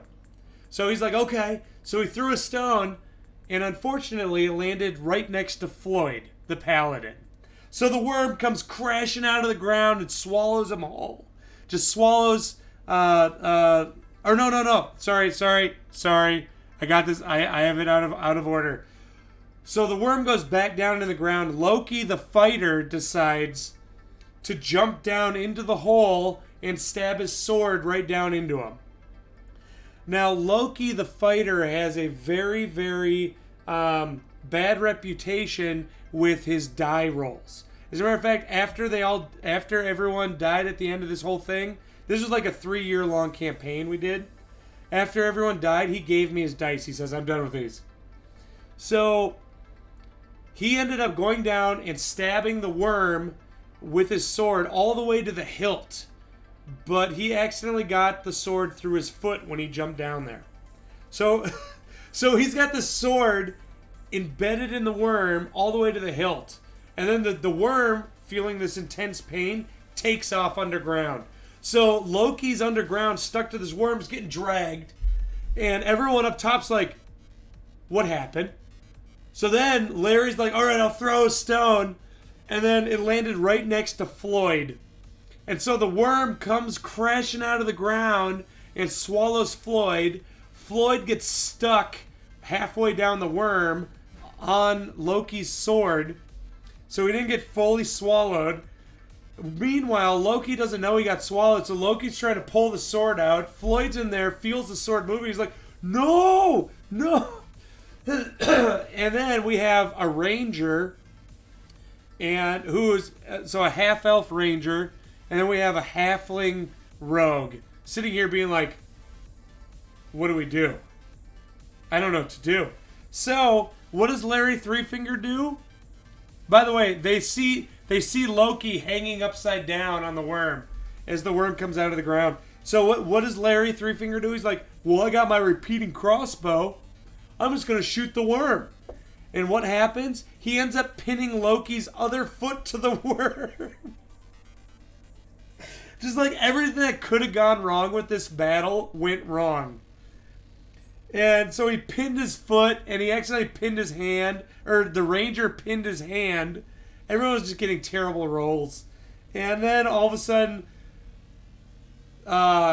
Floyd was able to pull his sword out inside the worm, and he ended up cutting his way out, sliding down the back of the worm and slaying him. But just the whole battle was just mishap after mishap after mishap. Oh man, it was so funny. It was hilarious. I miss those days. Every die roll, yes, exactly. Does someone else want to share a funny D&D story? I have another one too if no one's got one. Alright, so now we're doing G2 for real this time.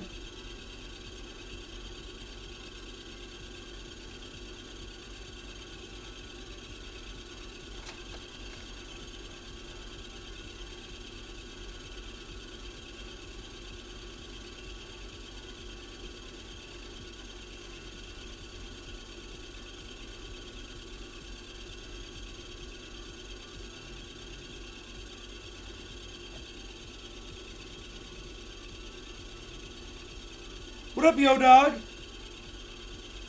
Remember the time Loki insta-killed the boss right away at the beginning? I do not remember that. Tell us that story.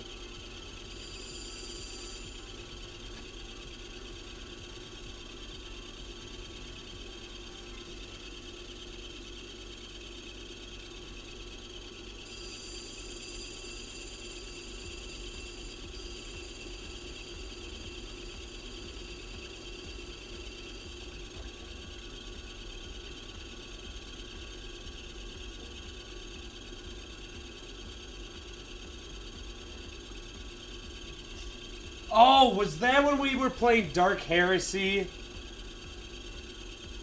Yeah, it was Dark Heresy.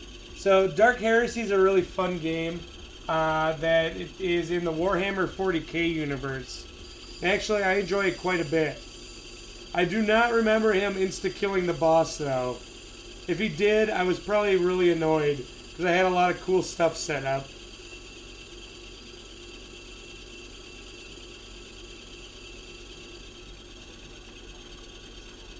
Yeah, this is the Emerald giveaway. It does look awesome.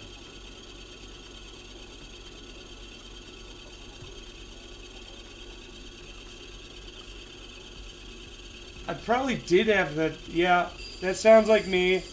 Whole epic battle planned out. He lost a grenade. Yeah. But you know what? That's what makes a good dungeon master is being able to accept that your characters are going to go off topic and go do their own thing. I mean, one time I had someone get arrested, and yeah, my husband is notorious for coming up with plans that are crazy but just may work, and almost every time his rolls are amazing and they work. We have a good DM. Yep, exactly. Yeah, isn't that cool, yo dog? I decided to finally do it.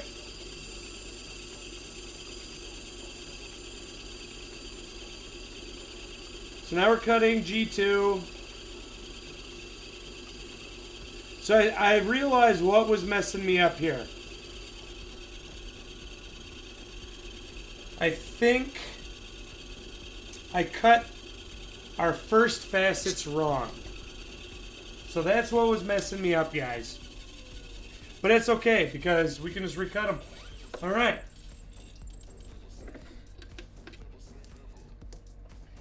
Oh, yeah. So, so in my world, there are these weapons called Morganti blades. And a Morganti blade is a permanent one-hit kill death weapon. It's literally like a living weapon that wants to taste blood and eat your soul. That is what it is. And so Three Finger Larry got his hand on one, and he ended up I think he was also possessed or something like that. Or the blade itself was kind of controlling him. And so everyone was trying to stop him from using it, but it like took control of his mind. Because It's made up of, it has its own psychic energy. And so he started trying to kill someone, but it was a really important character, so everyone's like, no! So everyone tried to stop him, and he accidentally killed everyone in the party with it. And it was just so, almost everyone in the party before they got it away. It was such a bad... We had so many crazy things happen in D&D. If you have never played Dungeons & Dragons, even if it's not like your scene, I highly suggest trying it out at least once. It is so much fun. And just, you get such fun, goofy stories from it. Alright, 12.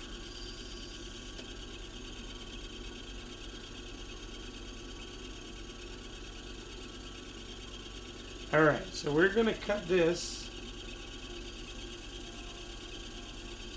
till we come to a point. Because Ryan messed up on this. Yeah! It's just, oh man, D&D, such funny things happen. It's great. I love it. I absolutely love it. So this emerald, guys, whoever wins this emerald, this is actually turning out to be a really, really nice green. This emerald actually might be worth some money when I'm done here. 36. Oh, shoot.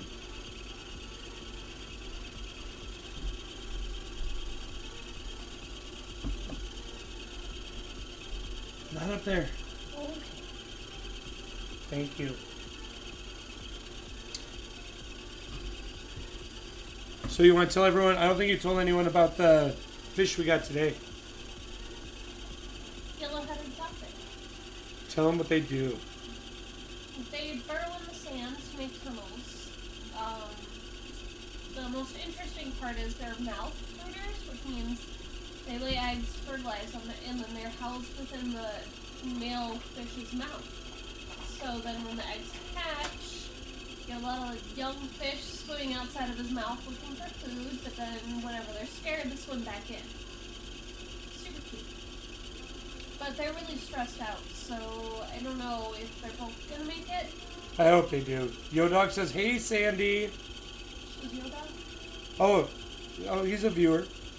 Okay. Hi Yo Dog.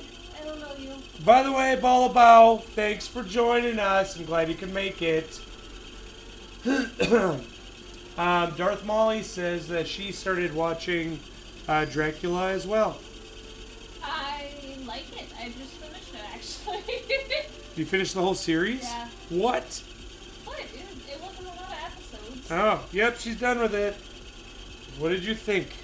I liked it. It was interesting. It was a different take on Dracula. What did you like about it?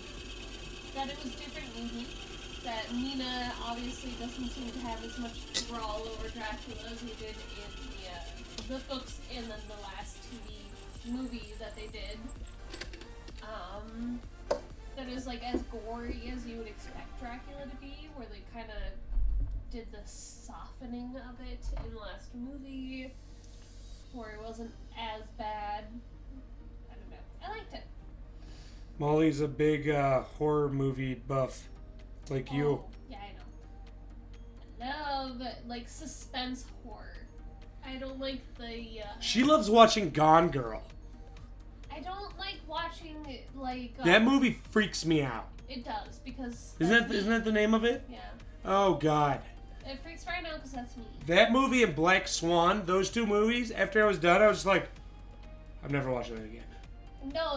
Literally, he said, I can't be alone in the house with you. So we had to go somewhere for him to be, like, in public with me. Yeah, I was like, we gotta go out. I can't sit here anymore. So what I'm doing is I'm just applying some diamond paste to my high polish wheel. Pasties. Black Swan was very dark. It was, but I liked it. It was a different perspective. unique. I like that. I love movies that are very, like, high suspense and unique.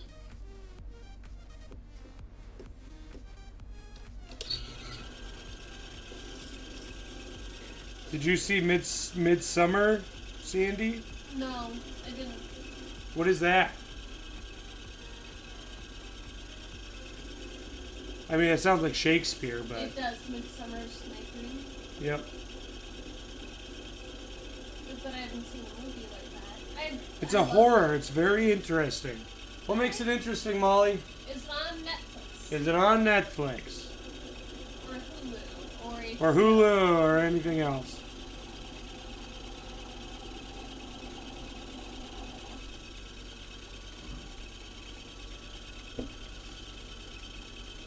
Oh, if you're into thrill... Parasite? It's a psychological and intense... I'm not sure if it's streaming yet. Sounds good, though. Well, Parasite is another one that Balabout suggests. I did actually recently just watch The Thing, and I loved that. That was awesome. For an old movie. It was pretty good. Sandy likes the show You. I do.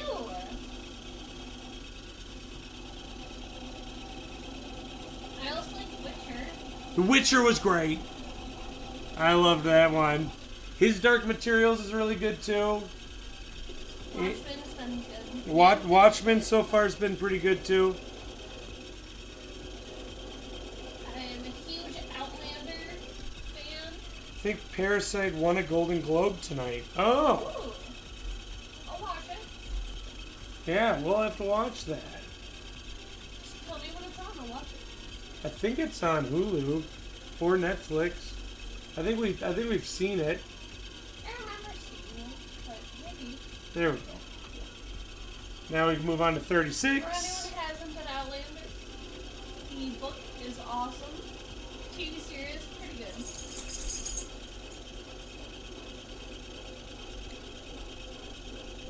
Volleyball. Witcher is really good. It is. I would suggest watching it. And it will It's make also, sense. if you guys didn't know, it's a book series too. And I think majority of people know it's a video game. We've already come across a lot of people are like, no, I didn't like it. I fell asleep in the first episode. And just the question for that is, were you actually watching it? Yeah, the first the first episode's choreography is amazing.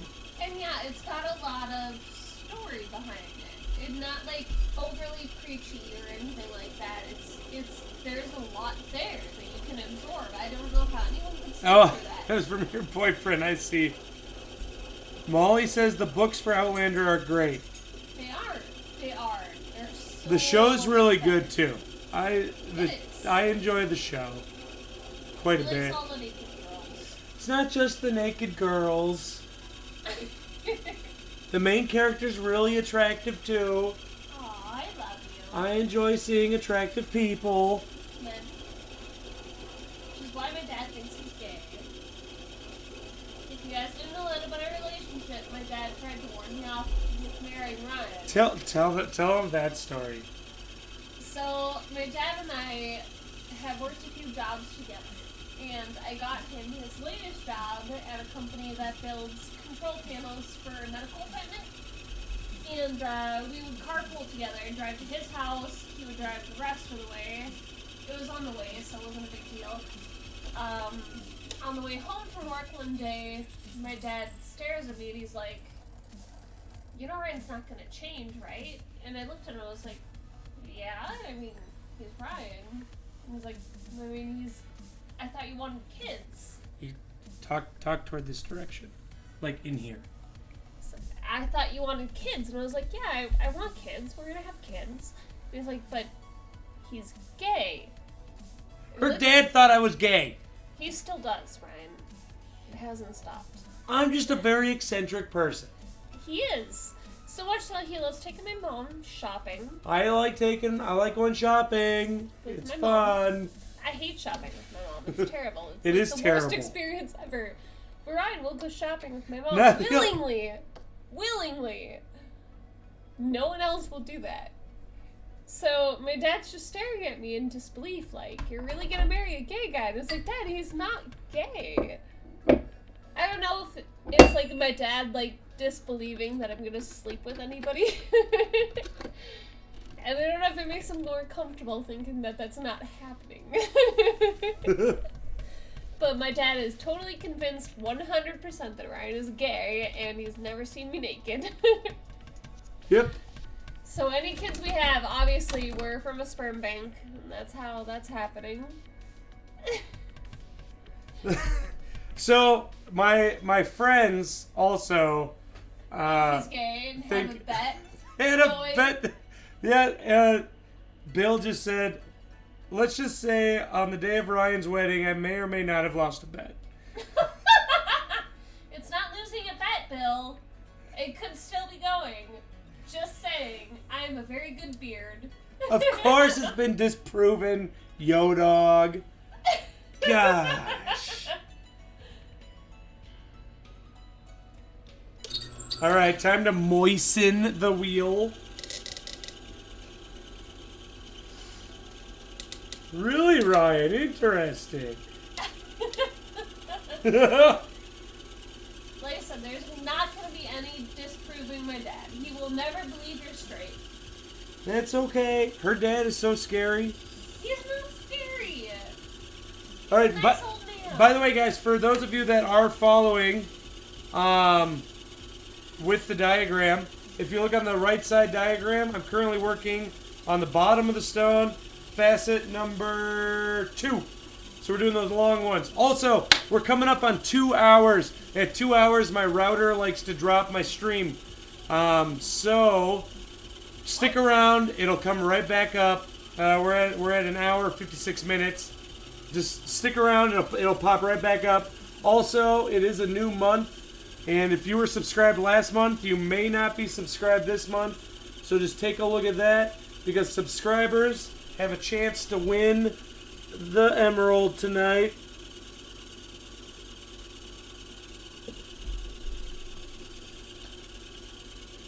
So gamer theory is Ryan actually bald? He is bald. Not like naturally. He has a very severe widow's peak, and I told him it looked terrible, so he should shave his head. Because I have She has a crush on Bruce Willis, I do. which honestly I do too. Oh That's damn why it! my That dad thinks you're gay. I'm not gay. That's okay. So I can told him- acknowledge attractive men. I told him to shave his head, and he did, and I appreciate it. He looks way better bald. Way better. I look great bald.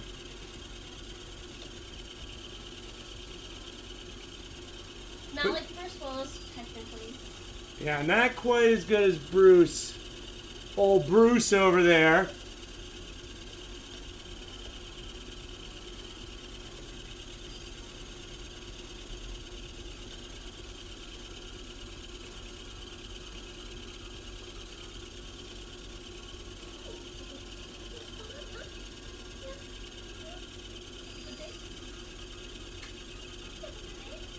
Alright, now we high polish them. This emerald's cutting really quick, guys. Well, Soft. minus the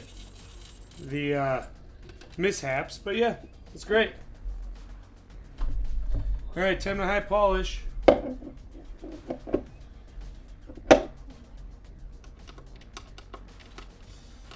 If Sandy doesn't have a widow's peak, then your kids will have a 50-50 to 100% chance to get one too. That's terrible. Ha I don't have a widow's peak, I'm just saying. I am awesome. And beautiful. I'm awesome and beautiful too. Just weird. I just have a giant egg head. You do.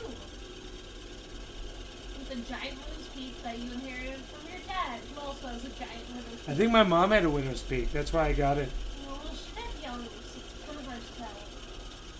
I'm pretty sure she did. Oh, my voice is still messed up. Man, for those of you that were there Friday for the Counter-Strike stream, my voice was destroyed. Like, I sounded like I smoked 8 packs of cigarettes a day. And honestly, I blame it on getting too drunk on New Year's. Yep.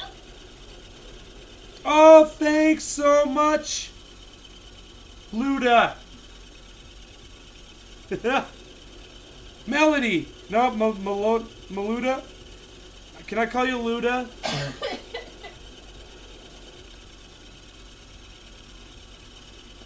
Then they definitely will. What do you mean, Chicory? Well, I guess we'll just have to shave all of our kids' heads. I hope they take after me, not him. I hope they get his, like, not caring about anything. That'd be awesome. Welcome. I'm on drugs to, like, simper myself down because I care about too much, so... Welcome to our community, Luda. I hope you're enjoying yourself. And thank you for your support. Also, guys, we do have a Discord server. If someone wants to toss that link up, we are very. Your kids have a chance to look like Mr. Clean. I'm hoping they look like me and they have my brain, and they just care. I love my brain. I'm so Brian's clever. Not caring about anything. I'm so clever. Nice. It's not gonna happen. Chances are we're gonna get very neurotic, bald children. Very neurotic, bald children. That are allergic to everything, because Brian is. I'm not allergic to everything. You're allergic to everything. I'm allergic to all animals. Everything. But I love animals. Our kids are gonna be terrible.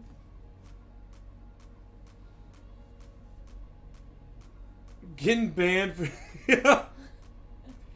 Better than a Brillo pad, exactly.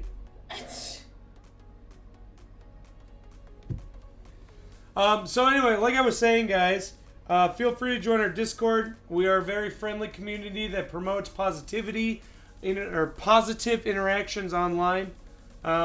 We talk, interact, have fun. All right, so we're moving on to facet number 3. If you look at the right side diagram, we're going to start cutting those little facets right there. So let's see here, 41.8 degrees, and we're going to meet at, that makes no sense. Some point? We're gonna meet at some point. Actually, no, I see what point we're meeting at. Okay. Terribly awesome. Also, guys, if you participated in the Jackbox games and you won a gift card, what was that, 2 Fridays ago? Please make sure you check your messages here on Twitch and or in Discord, wherever you told me to send it. Alright, we're going to make this wheel so moist. And actually, I love that word. We're going to just moisten it up. Alright, so we're at 6. There. Okay, here we go. So the scary part about doing a random facet, like starting one of the facets, is that I have no idea where it's going to start. Okay. Good, I'm glad. Glad about what? Molly got her gift card and redeemed it. Oh, good. Also, we are doing giveaways tonight. If you are a subscriber, you have a chance to win this beautiful custom cut emerald tonight.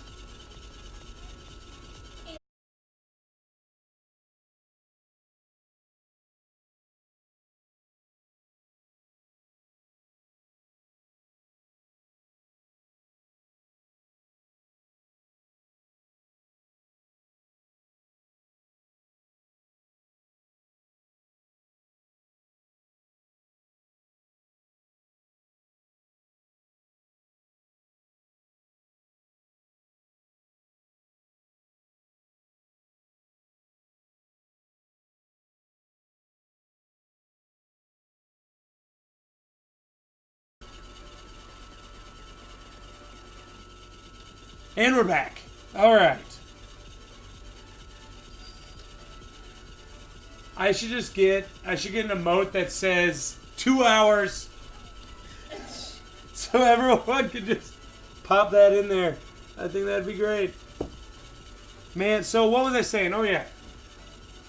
End of this month, guys, on the 31st, I believe it is. We are doing more Jackbox giveaways. Have a time. Yeah, exactly. Yeah, thanks, Auntie Christy. Countdown to stream glitch. Alright, so we're on 30. Next is 42. 3, 4, 5, 6, 7, 8. So right now I'm cutting number, I believe I said 3 on there. Yep, number 3. So we're cutting those little ones. Now these ones don't really matter as much, simply because the emerald that we're cutting, because it's not treated, actually is going to look opaque. So light's not going to pass through it very easily, but it's still a very, very pretty green. And it was 42. You said you're going to submerge in oil, though, right? If they want me to try that, but it still will be opaque. It'll just look You did that with a lot of emeralds. Emeralds and rubies, really. They all have a lot of improvements. There's a company called, was it Effie Jewelers that sells treated stones.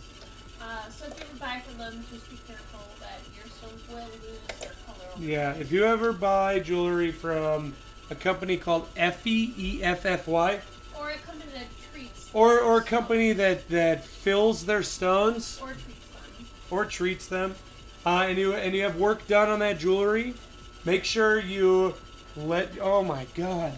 Yeah, she farted. Oh my god. My dog just farted. It was just Penny. Whoa.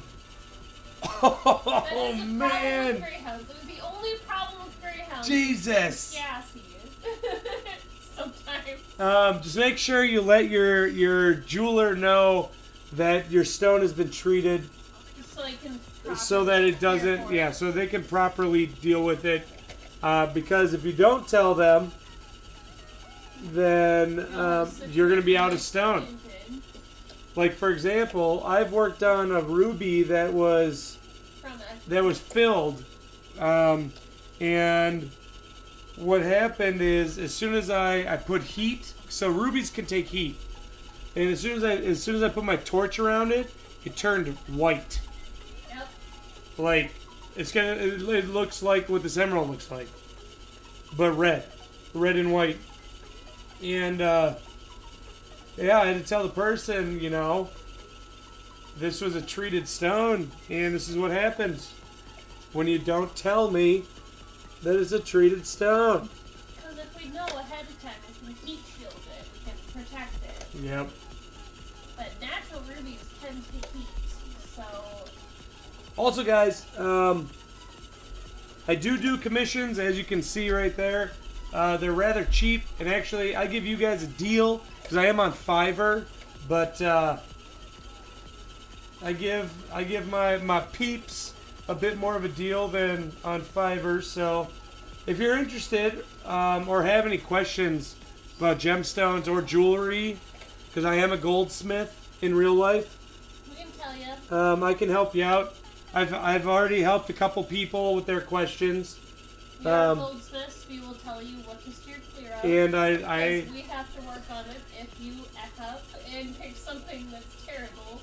I don't think all stones from Effie are treated. Honestly, I've never bought anything from them. I've just seen the pieces come through my repair shop. I think they're all treated. That's something that they will disclose. They're not trying to hide anything.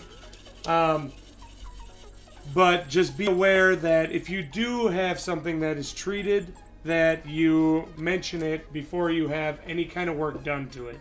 Because even chemicals can suck some of that, like if they use oil or something like that, can suck it out. As a jeweler, we like to cover everything in boric acid, which is totally fine. It protects the stones, it protects the metal from oxidizing. But to get the boric acid off, you have to put in a pickle solution, which can also pull out a lot of that oil treatment that they've gone through. So knowing ahead of time that it's been treated will prevent us, obviously, from putting it in a pickle solution. The pickle Oh my god, she solution farted again! She did. Oh my gosh! She's having a bad day. So yeah, just let your jeweler know. I mean, there's a lot of stones out there that are treated, and they're beautiful because of it. Obviously, you get a very pretty stone for very cheap. And we can always retreat them if we know what they were treated with. So it's not like an end-all, be-all. If it's treated, you can't work on it. That's not true. We can always cover it, protect it, or retreat it after we've worked on it. You just gotta let us know. That's the biggest complaint I have as a jeweler is people not telling us. Well, or they don't know, you know? Or they don't It's know. just, it's a But matter you of just should- being educated on it. Yeah, you should definitely ask those questions when you buy something. I've had this one couple bought a diamond off some garden alley, and we'd worked on it prior. We'd sized the ring, but and we'd set the diamond and everything, but the ring eventually needed tips done. So we did the tips very close to the Tips are diamonds. prongs. Yeah, prongs very close to the diamond, and that heated it up, and it was a fracture-filled diamond that nobody caught because it didn't really have that rainbow look to it like fracture-filled does. The husband's like, you know, I bought this on the alley, whatever, and we're like, yeah, that probably wasn't the best idea. Obviously, it's not going to be a very high-quality diamond because of that. Anyway, because our company is a big name brand company, they have to protect their image. We had to replace the diamond after we did the tips, but it's just very frustrating on my part that we had done all this other work prior to it because we didn't know it was fracture filled. But all he had to do was tell us it was fracture filled, and nothing would have happened to the diamond, period. You know, but because of it, we got a giant brand new diamond that was very high quality. So, yay, consumer, for buying in the alleyway. I hope you appreciate the fact that because of your purchase, someone lost their job. No, no one lost their job. Yeah. No. Yeah. Sandy, people from our company watch this show. Yeah, that's totally fine. No, You know what happens. I know, but we can get in trouble. I don't care. We're not naming the company. I know. No one in your shop lost their job. Not in my shop, no, but if you buy someone from a drug dealer in an alley, Yeah, just Super Bob. expect it to be fracture filled. For Christ's sakes, people. We A are- little bit of attention. We are almost done. Don't make someone else with- pay for your mistake. We're almost done with the bottom of the stone. Josh says it was great seeing us today. Oh, great. It is hard to hear her. 'Cause she's sitting on the floor and my microphone's up here. So she's talking toward it. And petting him. And the dog's currently cuddling her. Alright, where we going? Now we're moving on to number 4. And then we have, so a few more. Here we go. Alright, so we're switching this to 42.5 degrees.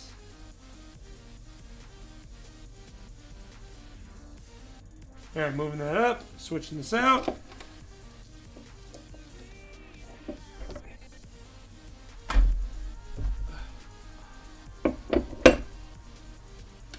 So we went to the fish store today, and we decided that when we remodel our basement, we're going to put a giant...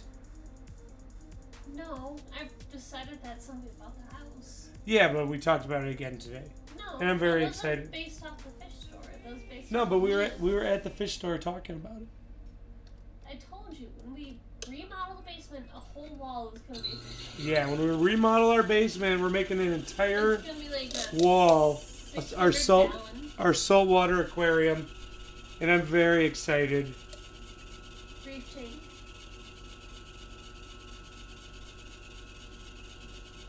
I'm not overly loud. When I talk, it's in the yellow. When I laugh, it's in the red. I love our current reef tank. It's great. It's definitely well seasoned. Has a lot of crap going on. I noticed today we have a bit of aptasia, so we have to get another peppermint shrimp, but I hate them because they're dicks. Peppermint shrimp are jerks. They pick on everything, but they do eat the aptasia, so we're probably going to have to get another one. Sadly. I love our cleaner shrimp. He's awesome. Moist. Sandy, can you come up here and say moist? No. Alright, so we're going to go at half speed.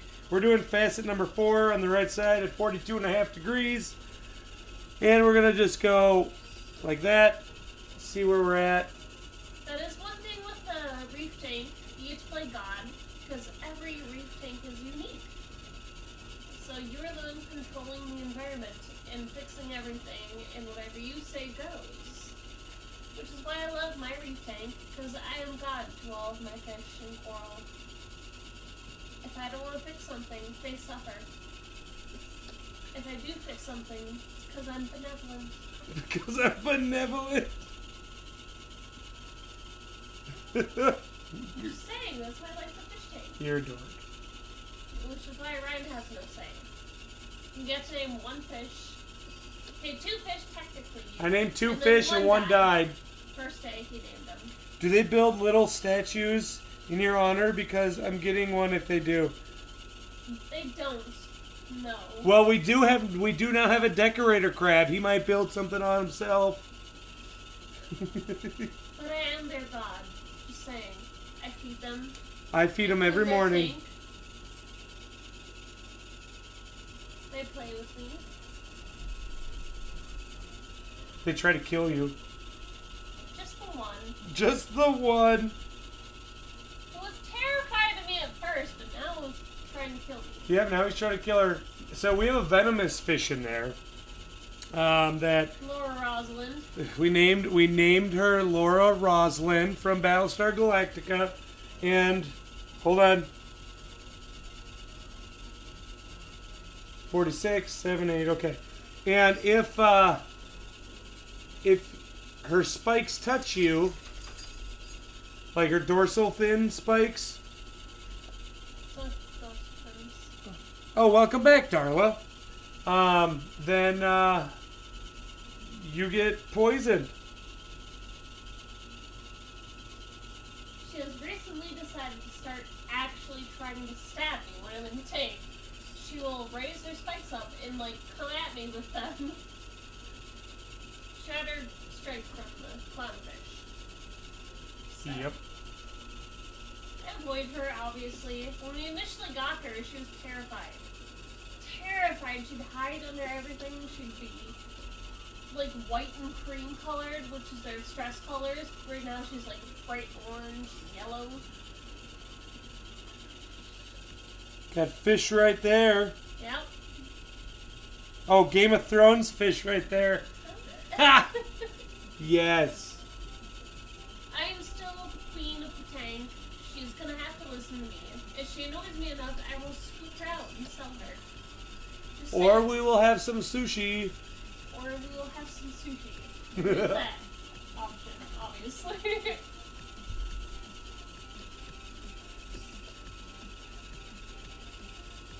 Alright. Done with 4. Now we're going to go ahead and high polish these facets.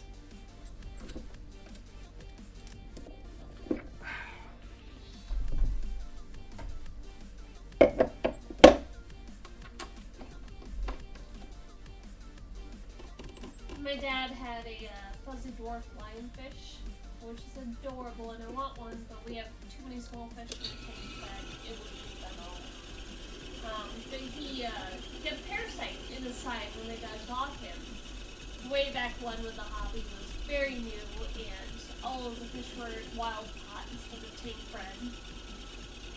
So my dad and my mom were like, we have to perform surgery on him to get rid of this parasite. So my dad pulled him up and he made my mom hold him and fold down all of his spines so he wouldn't sting her. and he cut him open and cut this parasite, it was a worm, out of his side. And the fish was actually very appreciative of it, very much appreciated that he didn't have a worm in him anymore. So he would swim up to the top of the tank and flip over so he could pet his belly. My dad put a stepladder next to the tank because we were all very young at the time.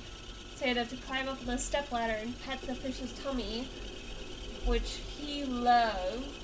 And if you didn't pet his tummy, the next time you passed by the tank, he could tell us all apart. I don't know why. We were all blonde-headed, skinny kids, you know. I figure for a fish, we don't look alike. But if you didn't pet his tummy, next time you walked past the tank, he would squirt water at you. So it just became this thing, and he was super cute. I loved him. We ended up having to move, and my dad decided to get rid of his tank at that point. So for a fish store, he sold him the fuzzy dwarf lionfish, and the guy at the fish store didn't believe that this fish would do that. So my dad just walked past the tank once, walked up to the guy and said, okay, now watch this next time. So the next time he walked past the tank, the fish squirted him, and the guy was like, that's amazing. And next time my dad went into the fish store, the fish was gone, and the fish store owner bought him, or took him home at least, and it was in his own tank. But I still miss him. He was a good fish. Super cute, friendly. Super cute. So now I want one, of course, but like I said, we have too many small fish in our tank. Yeah, he's a big predator fish. One day, we're going to get a giant reef tank in the basement. I'll move all of our current fish down there, and then I'll have a little reef tank upstairs with him and some angelfish and an anglerfish. All the predatory ones. So I can have a fuzzy dwarf lionfish. All of them. I really just want the fuzzy dwarf lionfish. Lots of good memories with him. Yep. Kind of wouldn't mind hatching a shark egg too. Just cause. They're cute. Interesting.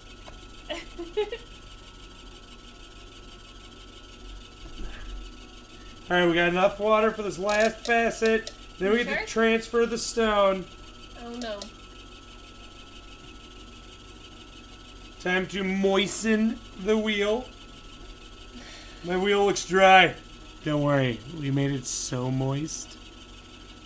I feel like that's just getting a little old. It's not getting old, it's great every time.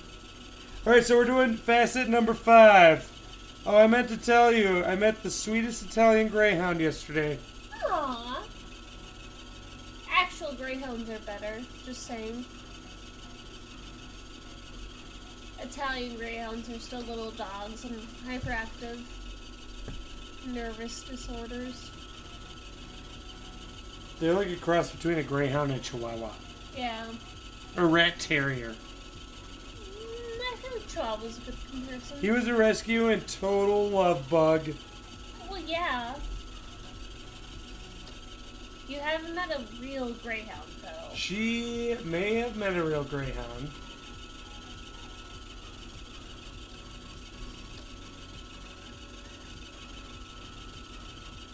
I'm just saying, never going to any other breed of dog again.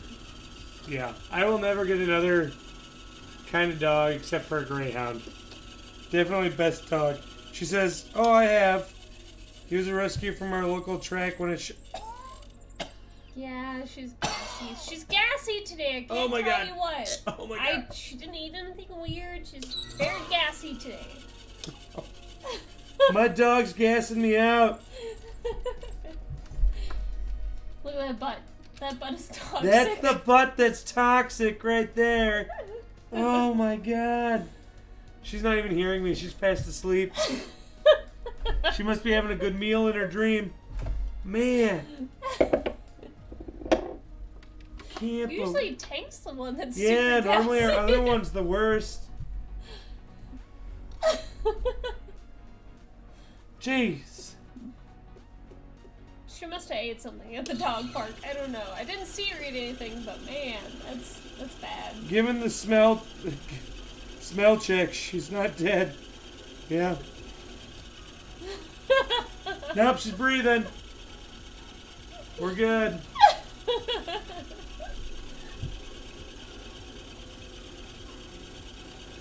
Had to go grab a candle. Jeez. They are adorable, super sweet. They just are very gassy dogs.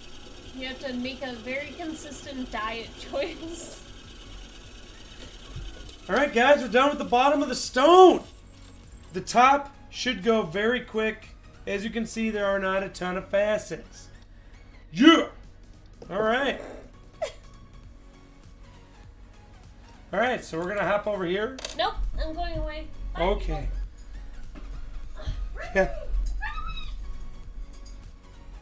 I don't think sticking your nose in the shirt is going to make... It made a little bit of a difference. Alright, so we're going to hop over here. And actually, before we do this, I'm going to go refill the water. Refill this water. Listen to this noise. This is the best noise. If you can actually hear it. Let me move the mic closer. Okay, maybe you didn't hear it. But the pop is the best. Alright, be right back, guys.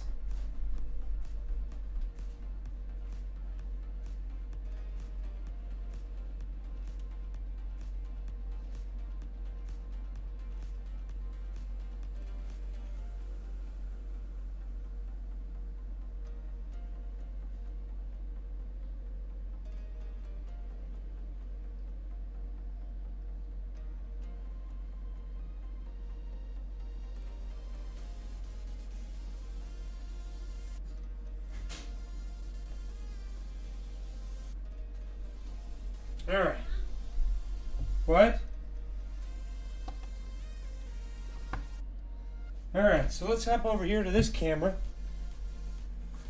Go to the microphone. This camera. I'm going to zoom it out a little bit, yeah. There we go. Alright. Look at this. You can see the green. That's great. Alright. So, what we're going to do is grab this.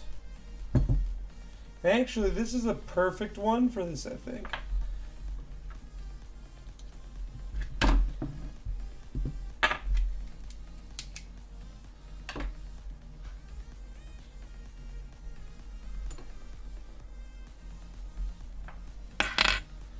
Alright, where am I? Here it is.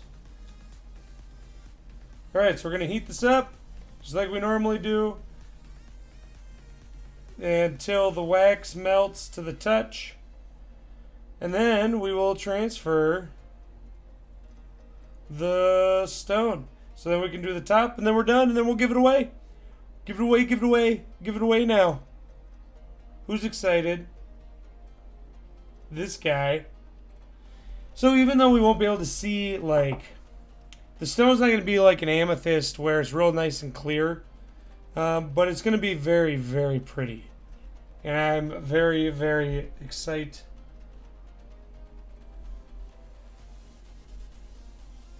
Alright, so trying to get this.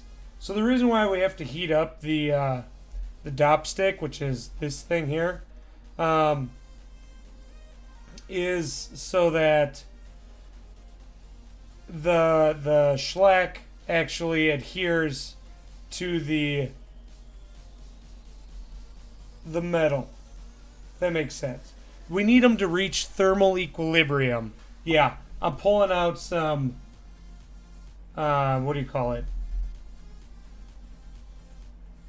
Chemistry terms. I loved chemistry. In high school, that was my favorite class. You know what my favorite part of chemistry was? Balancing equations. Unless it had oxygen in it. Then it just got messy. But everything else was great.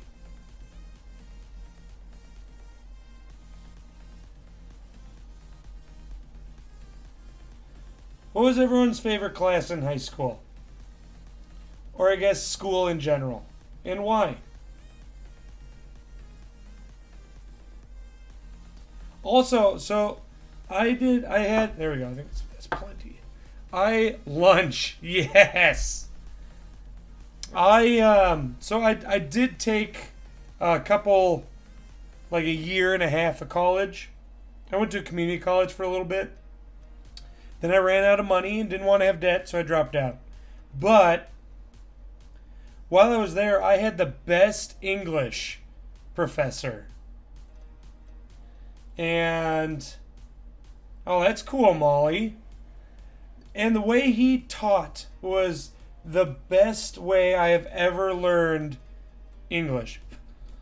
So what he did is we'd show up and he'd be like, all right, guys, did everyone do, like, he assigned us reading assignments for, like, grammar and all that stuff and whatever, like how to write specific kinds of papers, or I don't even remember. Half the time I forgot to read it because I hate homework. But what we did, hold on. So the way he ran the class is he'd say, all right, we have a paper that we're going to write. This is going to be the topic. And he would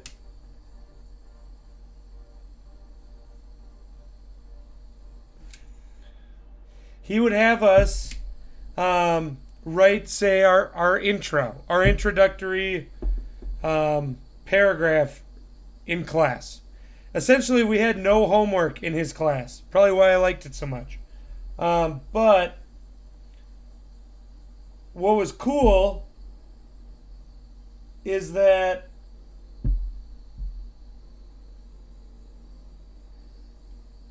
after we'd spend half the class writing our paper in class. And then what he'd do is call on people. And he tended to call on people that made eye contact with him. But also, if you decided to really hide yourself, he'd call on you. So I always wanted to go up there because we would go up there and we'd have to write our first sentence on the board. And then our classmates would critique it. Now, a lot of people don't like critiquing, but honestly, he made it such a positive encounter, I guess, that I wanted to be up there because I wanted to get a good grade. And they're essentially helping you become a better writer, you know? And like I've said in my past streams, no matter how good you feel like you are at something, if you're not willing to have an open mind about how you're doing something, like for example, I'm a goldsmith, right? In real life, I'm a goldsmith, and oh god! All right, we're okay.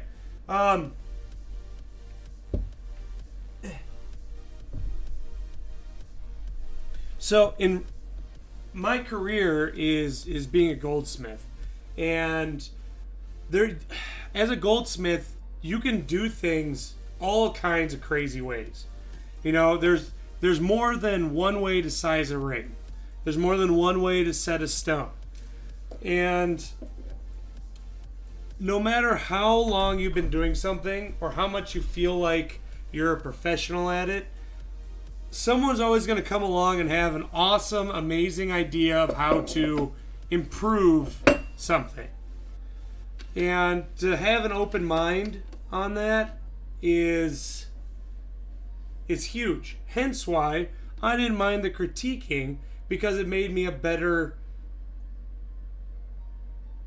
writer, you know? So same thing with being a goldsmith. Oh shoot, I forgot to pull that away. Ha! One moment. So same thing with being a goldsmith is, I work with people that are have been in the industry since before I was born, right? And I came in and I've taught them a couple things that I do that they didn't even think about doing, and they're like, "Oh, that's kind of cool." And surprisingly, because you don't run into this often, especially with people that have been in an industry or a craftsman job for a long time, but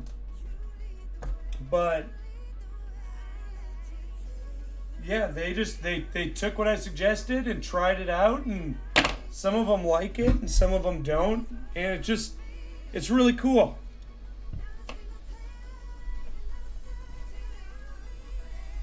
Okay, let's cut the rest of our emerald. Are you guys ready for this?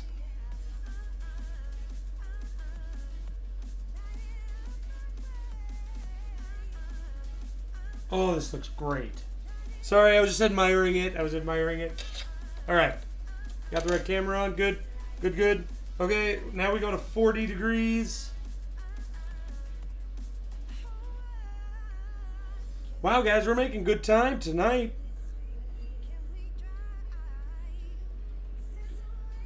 All right, so what this is going to do is this is shaping the stone. We're going to set the girdle width, so how thick the center of the stone is.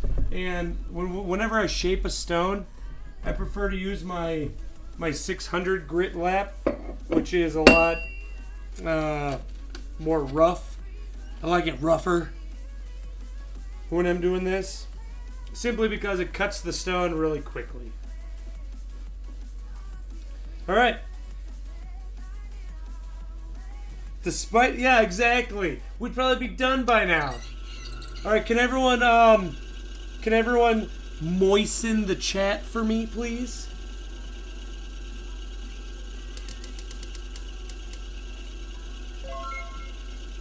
Oh, thank you so much, Ultra Yeti, for following. And welcome to our community, and I hope you're enjoying yourself, by the way. We are cutting an emerald tonight. Thank you guys for the dank chat. Today we're cutting an emerald. There's some interesting facts I thought about emeralds. All right, let me make sure I'm doing this right so we don't have to turn it. 40 degrees, 96. Here we go. Also, guys, if you are a subscriber, I will be giving this away at the end of the stream. It is a new month, so if you want to renew your subscription, just double check that. You had me at moist. Oh, good.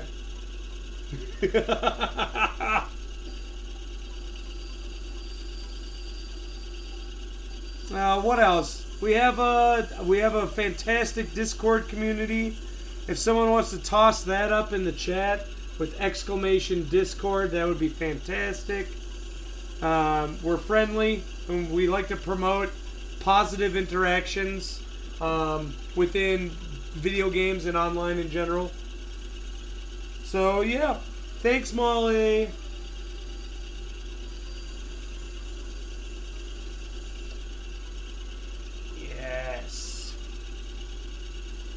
Such a thick girdle. So I'm actually going to, with this stone, I am going to, what is it?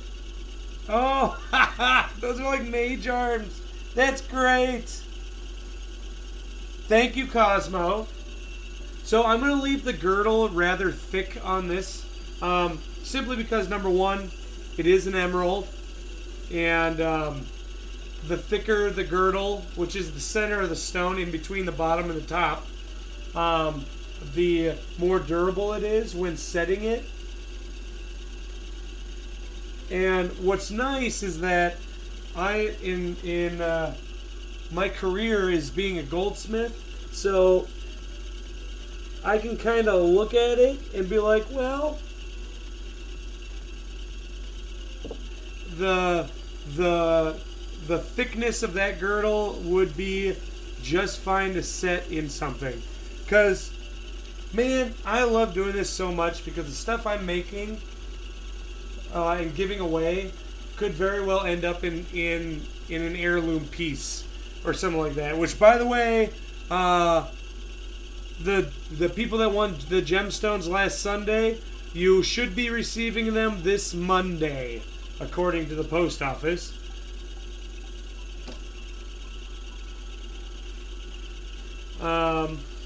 But yeah, what I'm creating here is something that is going to outlast my life, you know, provided it doesn't get destroyed accidentally. But I love that thought. That's why I really enjoy being a goldsmith and a gem cutter and all of that.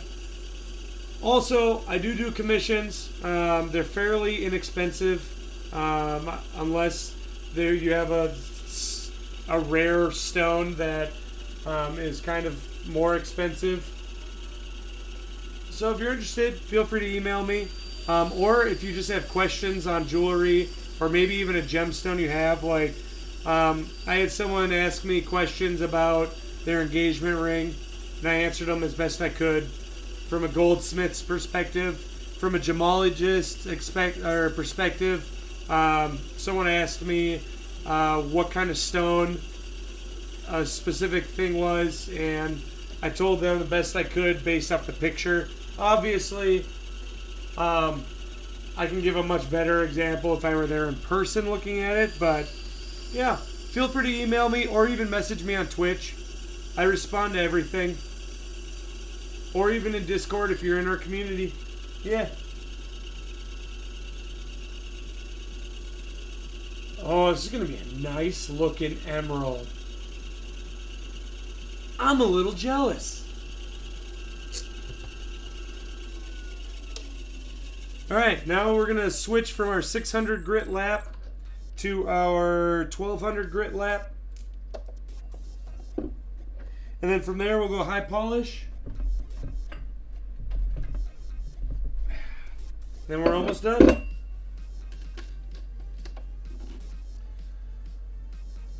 Alright, 96. The reason why I'm switching down to the 1200 is because that 600 one is so rough that it's hard to high polish the scratches out. Alright guys, we're going to moisten the wheel.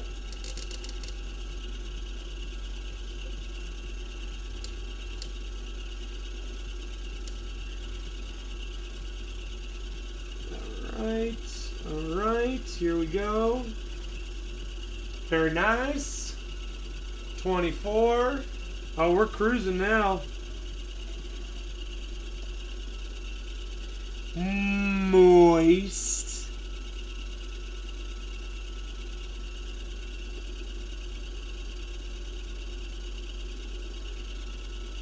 What are some words that you guys dislike the sound of? I don't really have words that I don't like. Like, my favorite word to say and to hear is indubitably. I do need a moist emote. And the reason why I really like the word indubitably is because you don't even have to say the word. You can just make the noises. Just everyone right now, just out loud, please say indubitably. All right, did everyone just say it? Good. Now that you said it, now just make the noises. Say indubitably. Indubitably. You still know what I'm saying. Indubitably. You just make a bunch of like blah, blah, blah. It's such a great word. I love it. You hate the word vlog. Is it because you feel like it should say blog?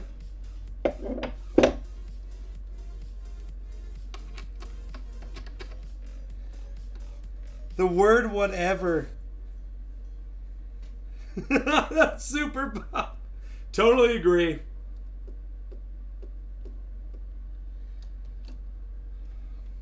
But Ryan, isn't sounding it out like saying it? Kinda, except for you're just making noises. Like you can't just... Oh, how do you just... You know what I'm saying. I don't know how to describe it.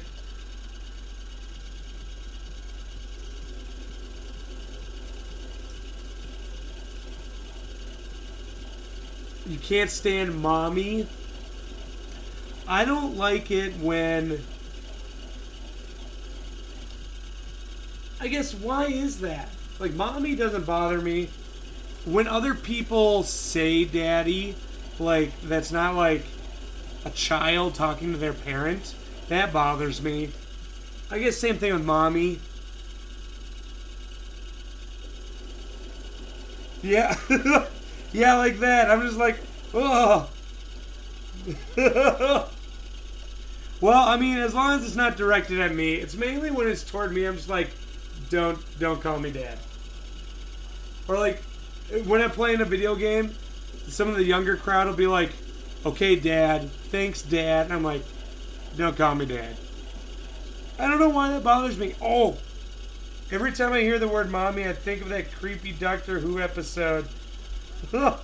Oh, actually, you know what bothers me is, and I know people don't intend this, but it just bothers me so much, is when they say bud. Let's say, okay, bud. Thanks, bud. I don't know why. It just makes me feel like they're being condescending. And I know 100% that they're not. But it just bothers me so much.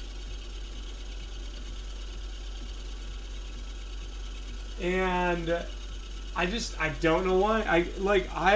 I will call children bud or buddy. But I don't ever call adults that. And same thing with pets. Yeah, exactly. Bud is like sport or junior. Yep. I think it's perfectly, like I said, it doesn't bother me when it's said to a child or an animal. I say it to my animals a lot. But when it's directed at me, it just kind of, it irks me.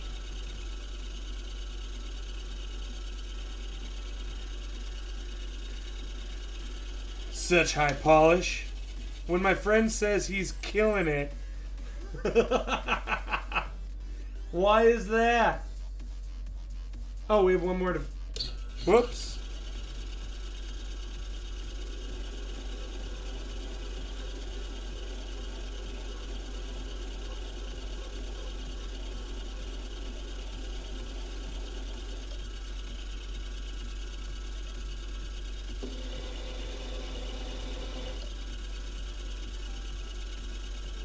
Alright, what's going on here? Something funky here.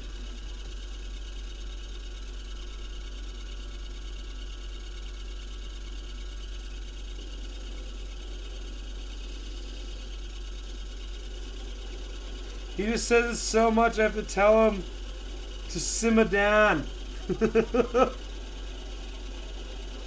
Okay, guys, what's your favorite word? Like I said, mine is indubitably. Indubitably. Love it. Can't get enough of that word. Myriad.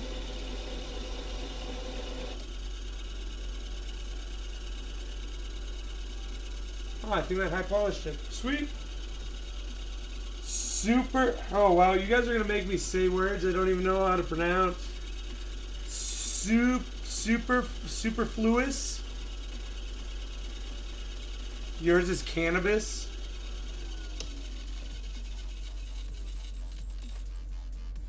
Did I? Okay, good. These are all high polished. Going back to the 96.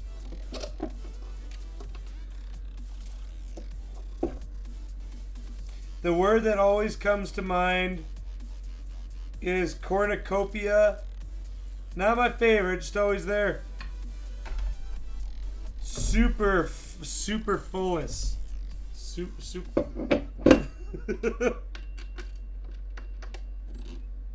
Alright, so now we're staying at 40 degrees and we go to 12. So we're now working. Okay, sorry guys, I haven't been keeping you up on where we're at. So take a look at the image underneath the live stream.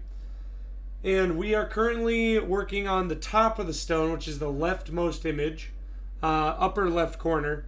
And we are working on facet letter B. So if you look where the B is, it's the little corner facets. Superfluous. Or is it superfluous? Fluous. Thanks, Darla.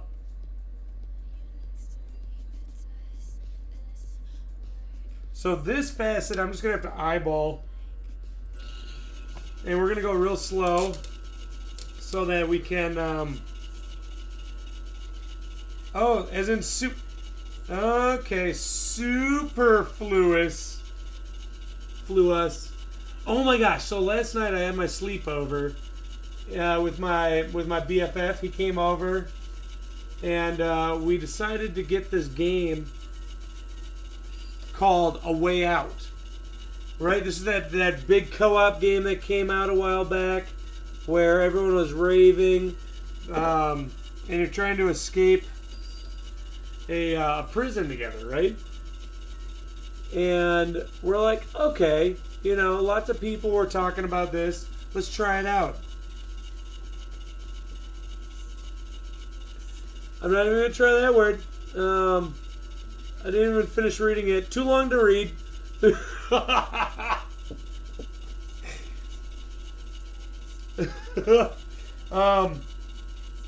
So we were playing this game and it's like, it was $12 and it's not, I mean, for $12 we did fine, but it's a bad game. Oh my, it's so funny because the script is just too overdone.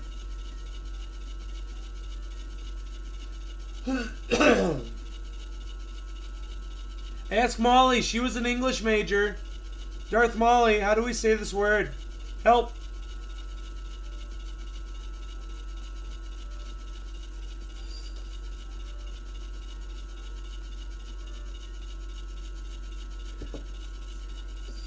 So what I'm looking at right now is I'm just making sure, so what this facet is doing, the letter B facet, is evening out the girdle. So it's making sure that the girdle is all even all the way around. Superfluous.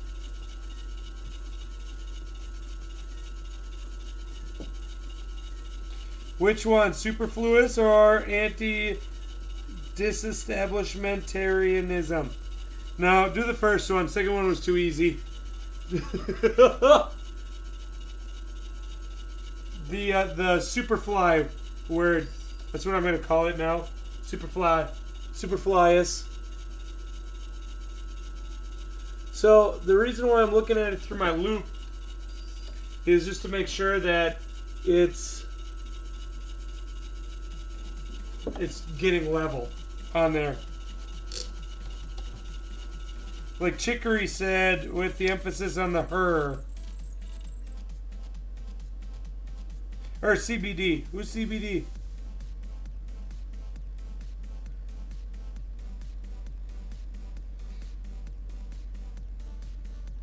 Nope, not even doing that one. All right, so now we're gonna go to high. Oh.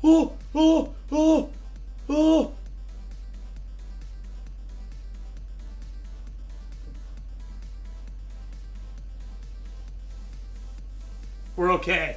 We're okay, guys. Oh, there he is. Oh. It's okay.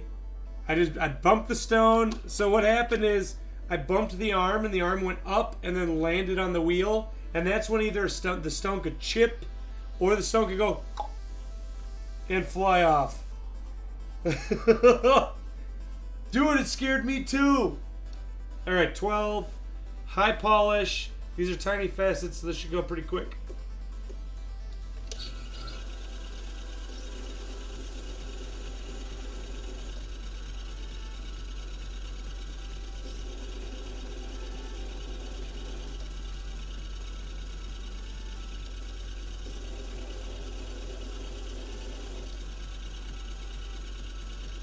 So what are some resolutions everyone has for New Year's?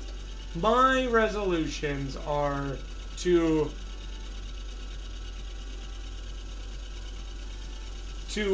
eat healthier. I definitely want to eat healthier. And to we're gonna go over these one more time.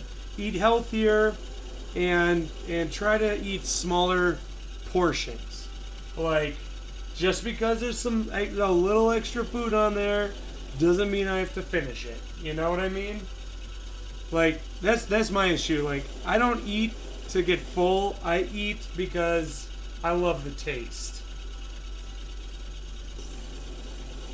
So those are my 2 goals.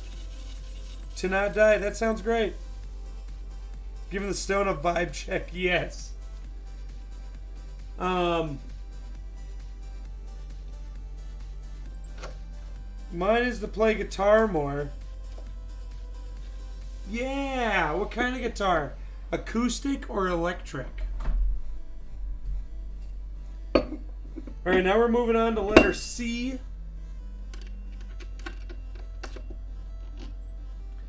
Which is 35 degrees.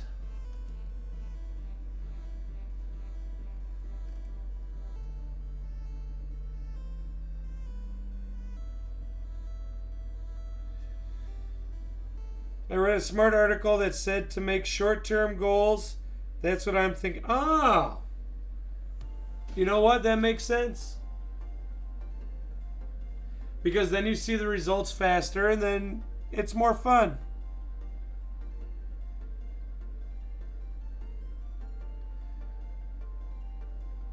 The keytar. Oh! Now we're getting fancy. Alright, so 35 degrees at 96. This is easy. Alright, so now we're just gonna even the steps. Okay.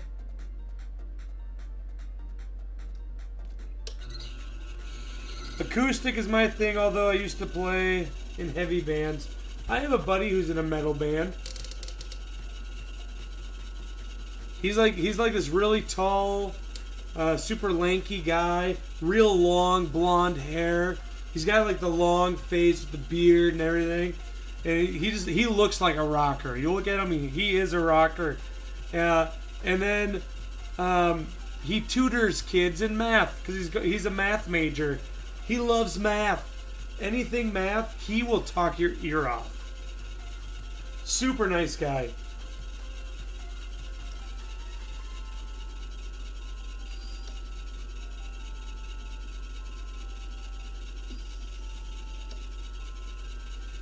Oh yeah. Oh, thank you. My wheel actually was not as moist as I wanted it to be.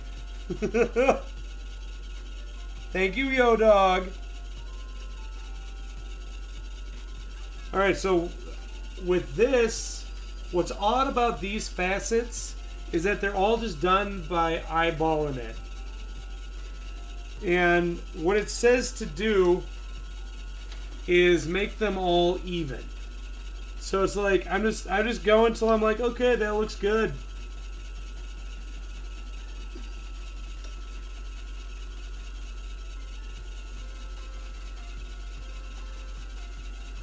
Okay, that looks good. I'm going to change my depth here so that they're all going to be even as I can get them. Alright, now we go to 24. Yeah. But I'm not going to trust my gauge there. I'm actually going to look to see where they meet over here. Actually, I can't. I guess I gotta trust the gauge. Okay, well that'll make cutting faster.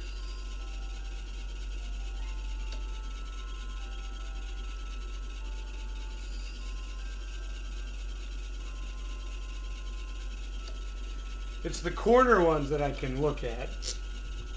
Alright, now we go to high polish. Look how fast this is going. I like this cut. How many facets are on here? 61? Not too shabby. Oh. Man, I haven't even thought about what stones we're going to cut next Sunday.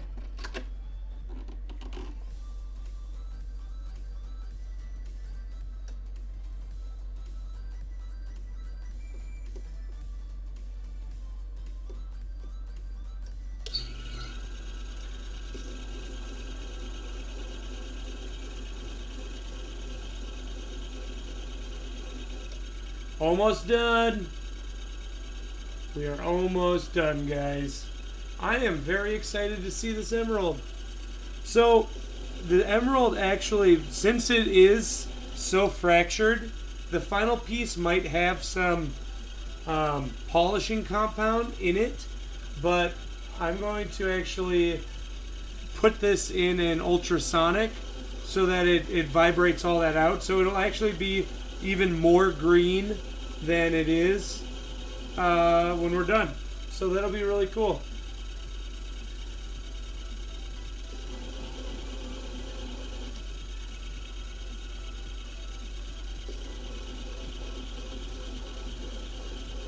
Oh.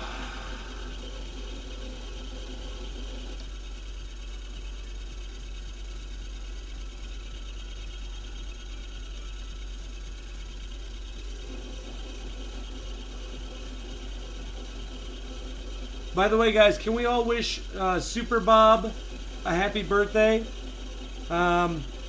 We celebrated his birthday today.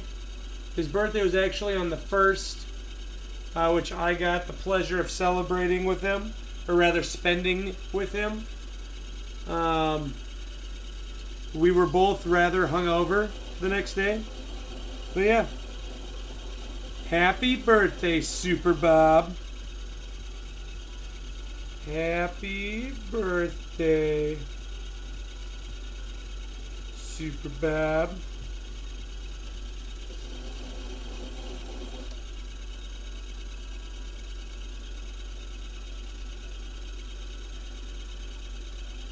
Yeah.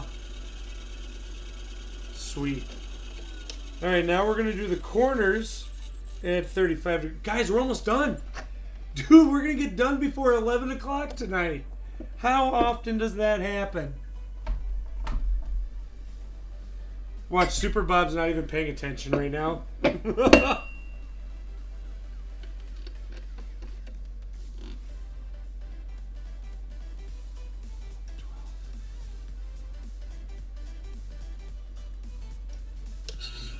Alright, so we're going to go half speed here. Make sure the lap is nice and moist. Nailed it. Wait. What was it that Molly hated? Dang it. I don't even remember. Alright, so 12.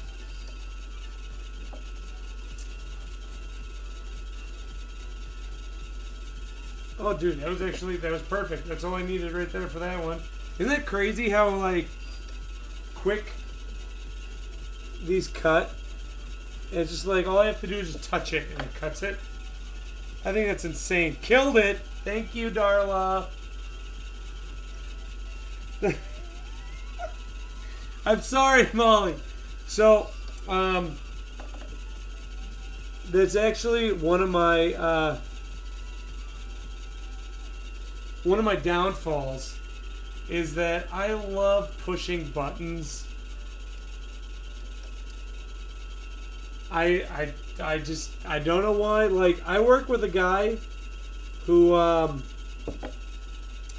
he's an older gentleman, and he doesn't have kids or anything. He's been a jeweler longer than I've been alive. And I love pushing his buttons at work so much. And you know what? Actually, he likes me. I know he likes me. And he puts on a big show of being annoyed and upset, but I think deep down he actually likes me. He came into our stream twice. It was Smith like 09 something, but so clearly he learned how to get on Twitch. He likes me. But yes, I love pushing buttons. Don't know why. You know, I've never actually asked myself why.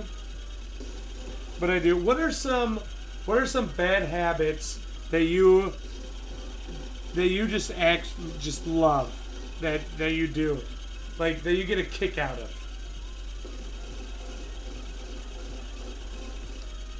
Like I said, mine is pushing buttons. I know it's bad and okay, I stop when I see I should stop. I don't ever take it further than that, but you know what I mean? Like, everyone I feel like has something like that where,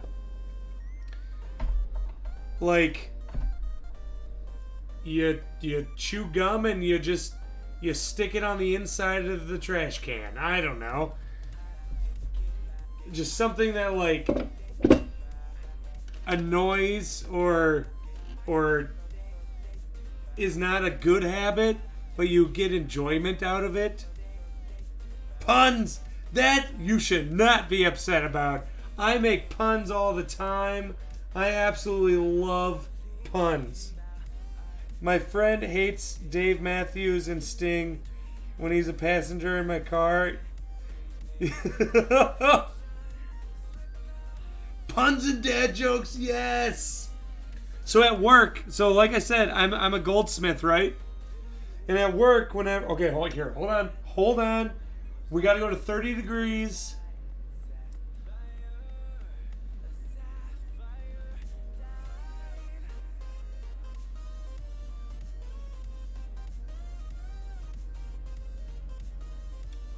Okay. So, at work, whenever someone... So, like I've said, guys, I'm a goldsmith, right? So I'm always fixing people's jewelry and working on it and all this stuff. So at work, whenever someone accidentally drops an engagement ring or a wedding band or something like that, I always turn around and I say, that had a nice ring to it.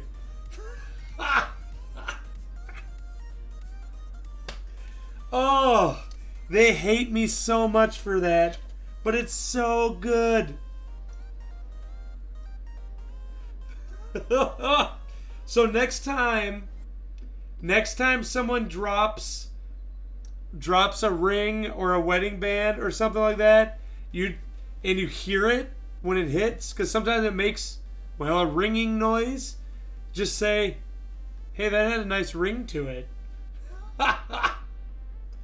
Or what else do I do? Oh yeah, we work on by the way, we are moving on to letter D. We work on a... You all have my sense of humor. It's great. I love it. What else? We work on... Is Ryan stoned when he makes the...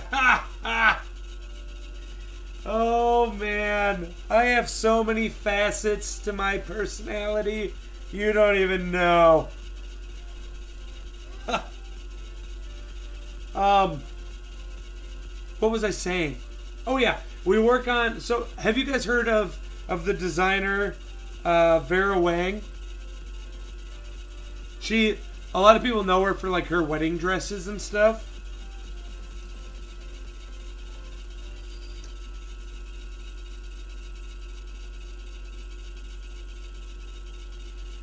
Yeah, so we work on a lot of Vera Wang jewelry, right? And so whenever I size a Vera Wang ring, I actually, the other day I had to size a ring down to like a 3.5. That's tiny, okay? Let's put it this way. My ring finger is a 10. So, and my pinky's like a 7. So, it's tiny. So, I turned to my boss and I said, man, look at this tiny Wang. And he's like, he gave me the look. I think you all know what I mean by the look. He gave me the dumb look, like, Ryan, no. It was so good. Or like, so like I told you, the older jeweler that's there, I was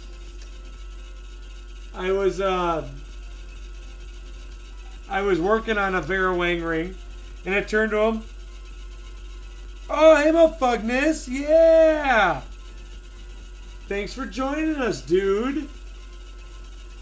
So, like I was saying, I had a Vera Wang ring, and I turned to him and I said, "Hey, could you take a look at this?" So he grabs it, and I'm like, "You just touched my Wang." He's like, "Oh," and threw it back at me. It was so funny. Oh my god. So if you do ever decide to get a Vera Wang ring, please make all the Wang jokes you can. Like, he put a Wang on it. Oh, it's so good. Oh, what up, Shobu? Shobu, I don't know if you heard earlier, but your stone, according to the post office, should be arriving tomorrow.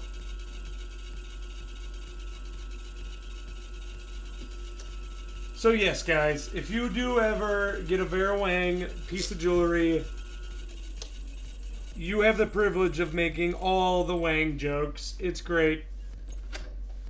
You can even go up to someone and be like, "Look at my Wang." Oh, it'd be so good. So good.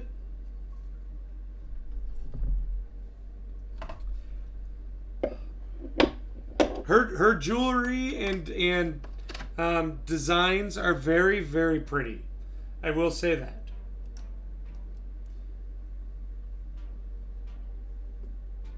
Then I'd say it's very nice. Yes.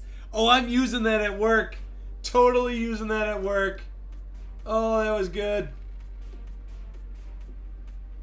Or like when I have to solder two Vera Wangs together, I say, "Hey, check out these Wangs. They're touching." It's so good. So good. It's just, man.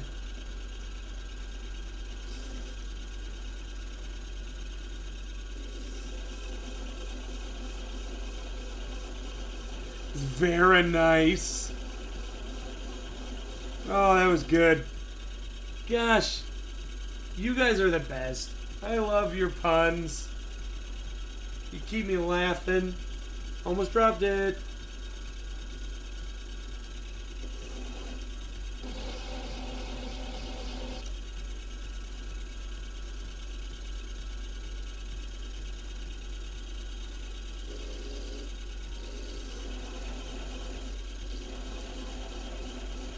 What are some other jewelry puns? Anyone think of any?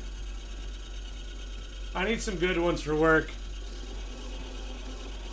so I can punish my coworkers. It's a ring Wang.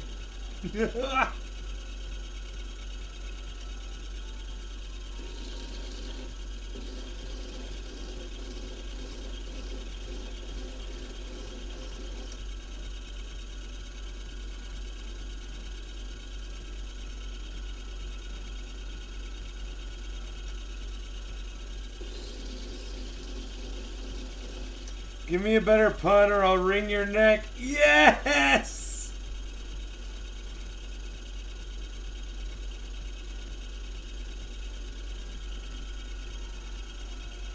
I don't recognize that line from Ice Cube. I like Ice Cube. Oh my god. This spring we are doing a dance party here at my house. We call it a rave, but we know I'm going to put in some Nelly. Because Nelly's my favorite. If someone asks you how to protect their jewelry, tell them to lock it up. Yes! How have you Wang? I can't even finish that one.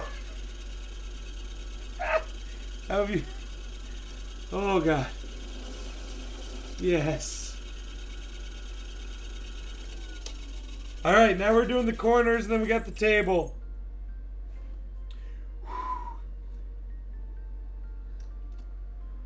All right, swap this bad boy out. Almost done, guys. Yeah, we're so excited.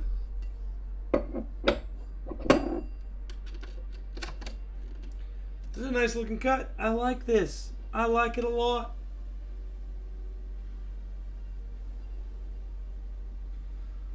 And if you're a subscriber, you have a chance to win this. Hold on. We must moisten the wheel. You have a chance to win this beautiful, natural, green emerald. What other color do emeralds come in? By the way, guys, another interesting fact with emeralds. Look at the girdle on this Wang. Yes! Oh, I like that. If someone comes in with a broken necklace, tell them it must have been a chain reaction. Yes! Let me tell you some other cool stuff about emeralds, too. Chain reaction. Oh, my God. Okay. Okay. So another cool thing about emeralds is that they are... their main mineral is beryl, which is B-Y-R... B-E-R-Y-L. And what's really cool is that aquamarines are also beryl. So aquamarines are essentially blue emeralds, if you think about it. And so is morganite. Morganite's like a pink emerald. There's emeralds actually come in a lot of different colors. It's the way that they're marketed. And also they have just a different like trace element that gives them a different color. So it's kind of like with tell someone they're a barrel of laughs. Yes! I'll do that next time my boss makes a pun. Just be like, oh man, you're a barrel of laughs. Get it? Like an emerald.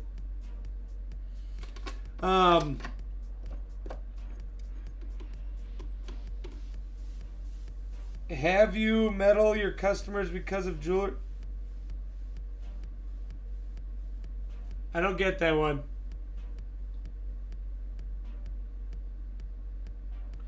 But so it's kind of like rubies and sapphires. So sapphire comes in practically every color under the rainbow. But have you ever seen a red sapphire? Huh? Oh, met all. I get it. I get it.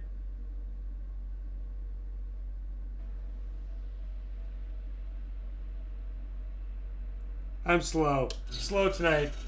But have you ever seen a red sapphire? No, you haven't. Because all red sapphires are called rubies. Isn't that crazy? And all that is just because it's just because that's what the industry decided to start calling them. So next time you go to a jewelry store, just to see the reaction of the salesperson, Cause your lap's warm. Cause your lap is warm. Yes!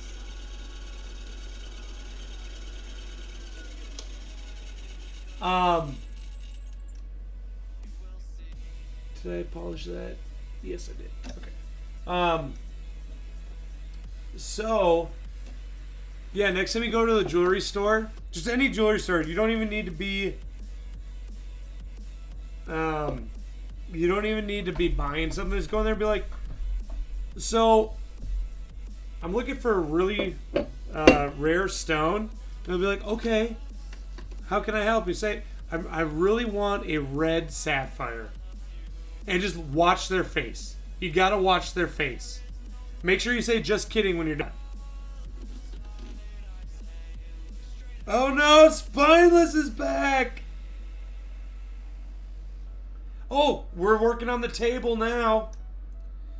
Does anyone remember what degree we have to set this at in order to complete the table?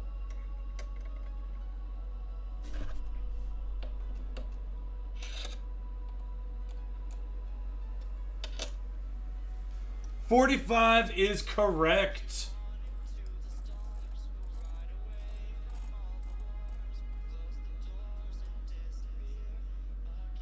And that's what we'll put this at a perfect perpendicular angle. The right one. 96 degrees. Classic Spineless.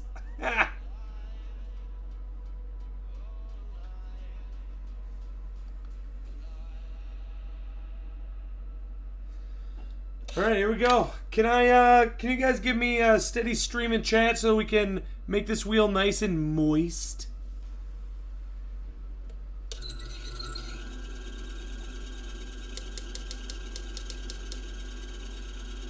Yes!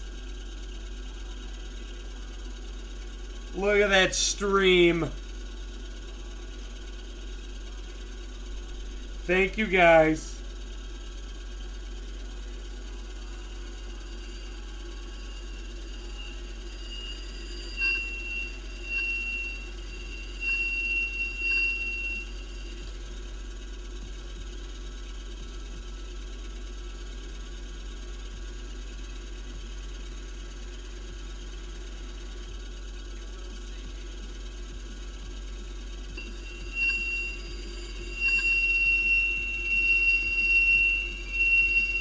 It's screaming.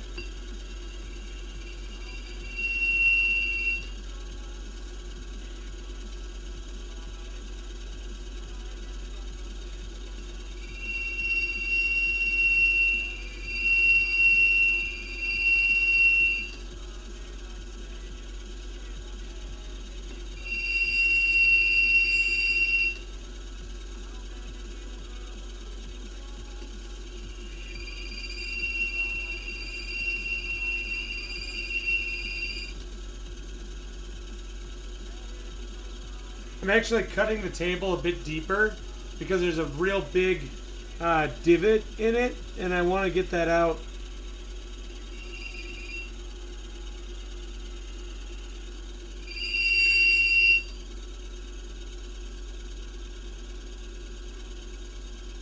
There we go. Yeah. Because if I leave that divot in there, it's not going to look nearly as beautiful as it could. Now, guys, we go to high polish, and then we're done. Get off! I need a polish. So excited! I am so excited.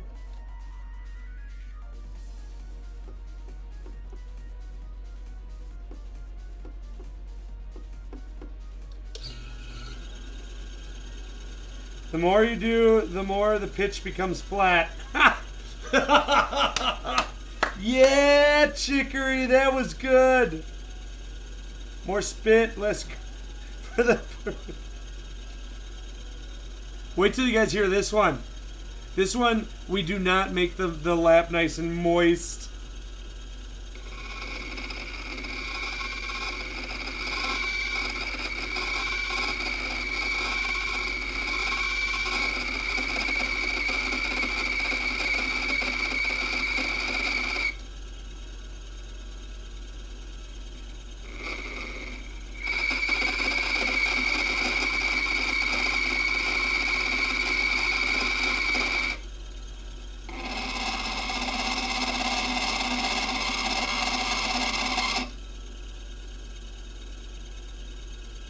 Oh, God.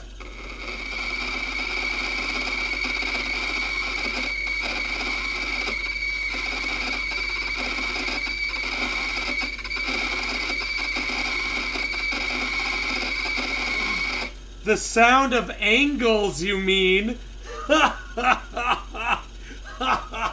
Yes.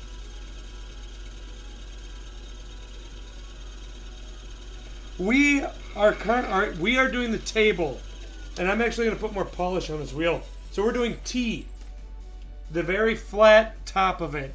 It's labeled T because it's called the table. Yeah. This is the last. This is it, Bob. We just gotta finish high polishing this. I think I used up all the polish on this wheel. So I gotta reapply some of the diamond paste. Alright. Alright, the camera may shake. Very sorry.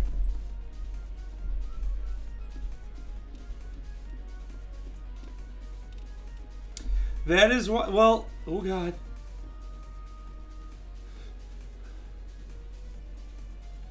I just dropped some water on here. Popped out of the top. I'm being too aggressive. Be aggressive. It's screeching because there's no water. It always screeches. Every time.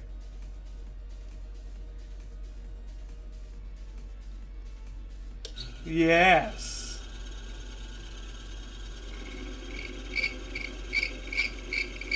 I mean, as you can hear, it's a bit better this time around, right?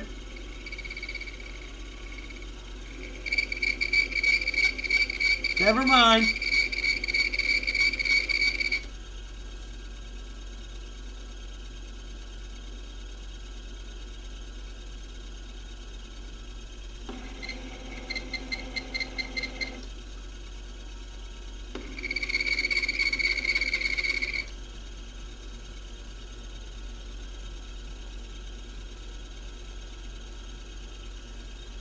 Oh, so close.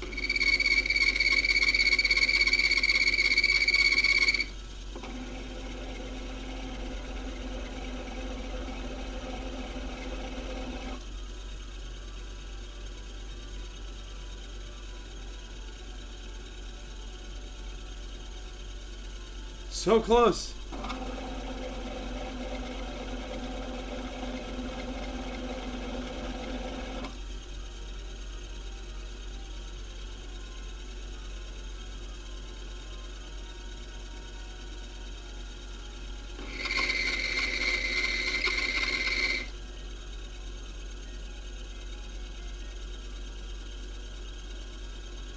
Guys, we're done. We're done! Yeah! Alright. Go!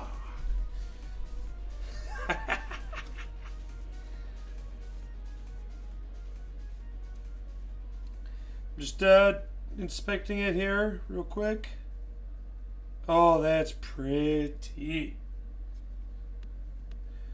So, who's gonna win this tonight, huh?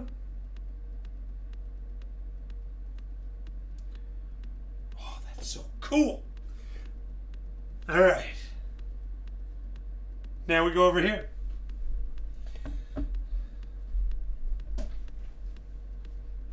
Grab my denatured alcohol.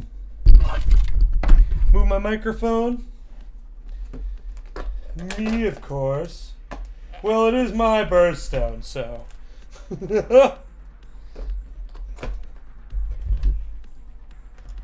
Alright, so first thing I'm going to do here it would be a swell birthday gift.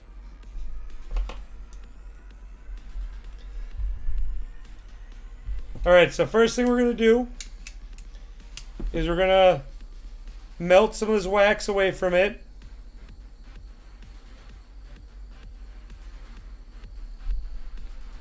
So that it will take less time.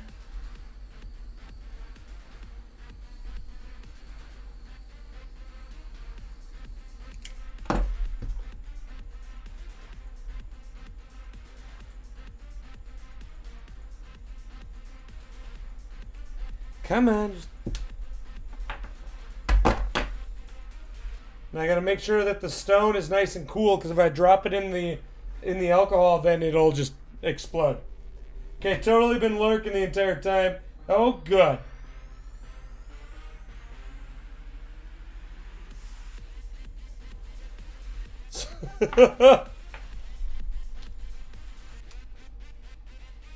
Alright, so I'm going to go ahead and drop that in the alcohol.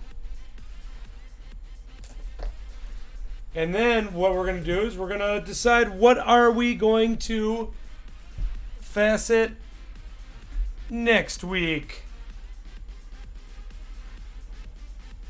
That there. Sorry. Alright. So, first things first, we do have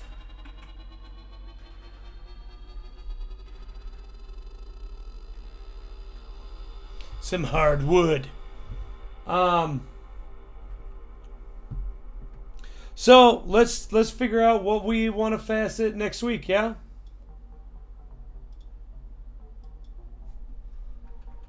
So this is actually petrified wood. Let me drop it down like this. And actually, I am currently faceting a piece of petrified wood, and it is turning out gorgeous. I showed everyone last Sunday the petrified, and actually this Thursday I'll be finishing up the petrified wood. So we're gonna do some votes, yeah. So we got wood, and I'll put up a vote. So don't even worry about voting right now. Can you see it? Sure. Let me pull that out. So this is the petrified wood I'm working on. You see how it looks like a shield? But what's really cool is you can see all the grains in the wood.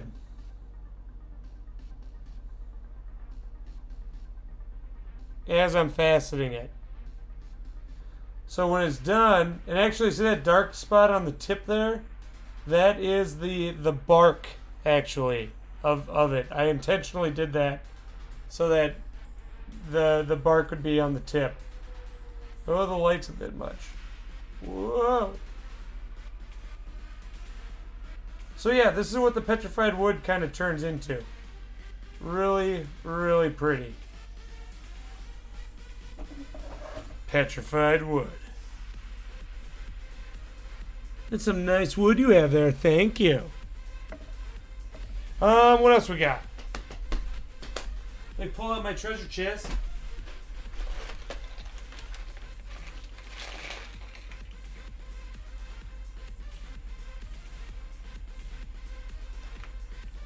All right, I'm willing to part with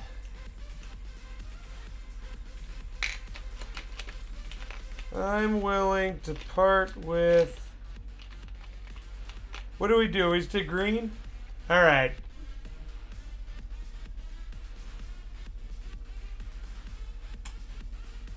This is apatite.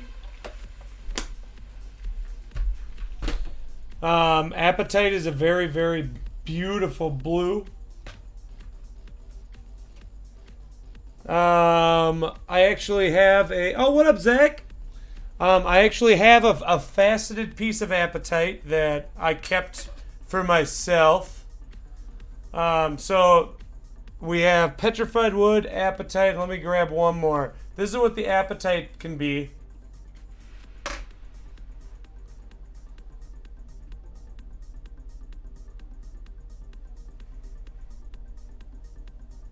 We turn on... Hold on.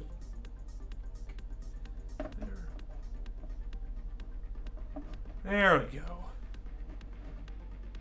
Totally moving all around. So that, let me focus that. So apatite can turn into something like that, which is really, really beautiful. As you can see, there's inclusions in there, but honestly, I think it gives it a lot of character.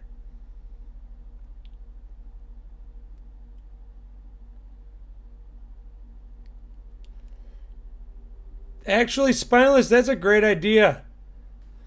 a community fund, and then I can actually then I could even use that to buy some expensive stones and give those away to you guys. I think that'd be great. You and I can talk after the stream. What does everyone else think of that idea? Yeah. Oh, hey, thanks so much, Rancor, and welcome to our community. I hope you're enjoying yourself. All right, so we have appetite, we have wood. Again, this is what the appetite looks like at the end. This is what it looks like beforehand. How about we do something that's not like crazy out there, but that still people really, really like a lot.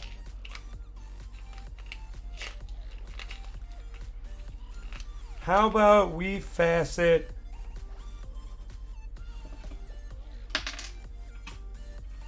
an enormous amethyst?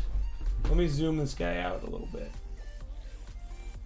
This stone is something that would just, you wouldn't even be able to put it in, well, okay, you could put it in a ring, but it would be huge.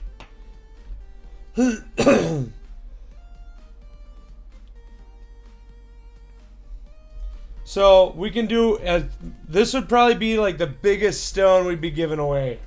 The giant amethyst. We see, oh here, this is a better one.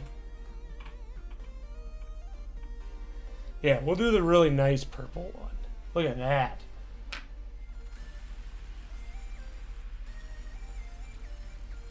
Oh, you know what I forgot to do, guys? Let's get this giveaway started, shall we? Very sorry. So I do want to let you guys know that we are giving away a custom cut emerald. Subscribers are the only ones that qualify to win it. And it is heavily included. So just keep that in mind. Also, you need to be willing to tell me where to ship it to. Also, now is the time to ban spineless if anyone is going to.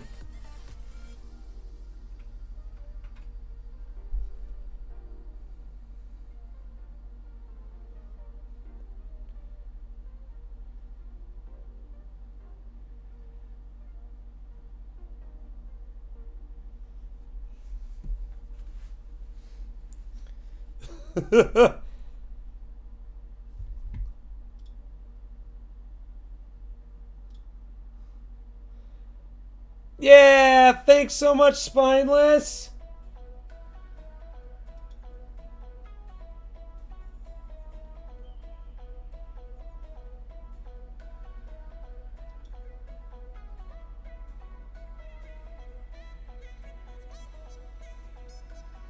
All right. So there you go, guys. They're putting in for that. Now we're gonna do this while we decide. There you go.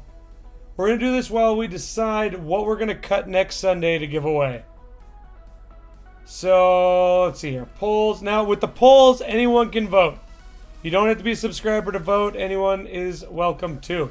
So we are going to do wood.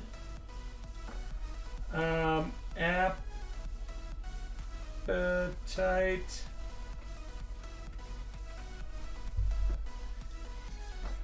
And what was the last one? Oh yeah. Amethyst.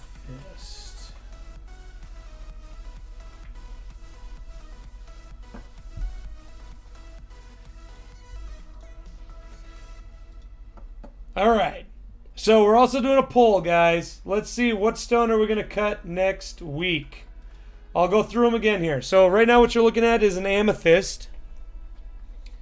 It's very, very pretty purple. And I would cut this as big as I possibly can. So this thing will be monster. After that, we have the... Did I put the appetite away? Where? Lost my appetite. Found it. Here. To give you an idea, so that's the apatite. That's the stone next to it. It's like double the size. It's huge. So we have apatite.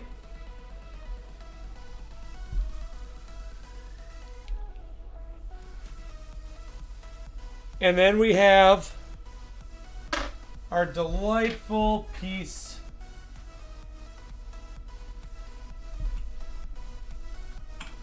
of petrified wood. I also want to remind everyone that I am more than willing to answer any questions that you have about jewelry or gemstones. It doesn't have to be in stream.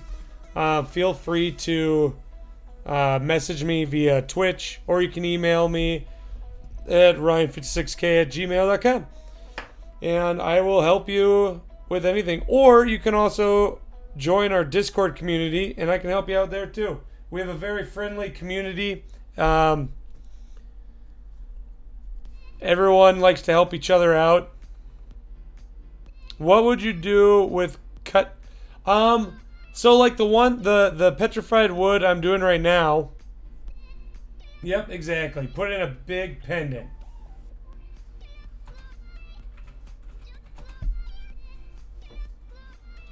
Like the one I'm doing now is a shield shape, and I told him to put it into a pendant, or you could wire wrap it. I think that would look really good too.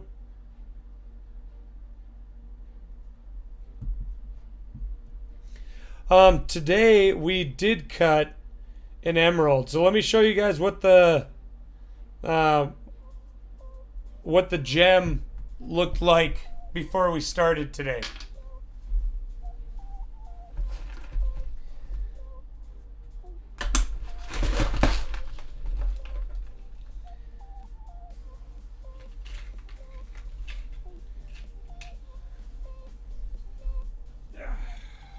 All right.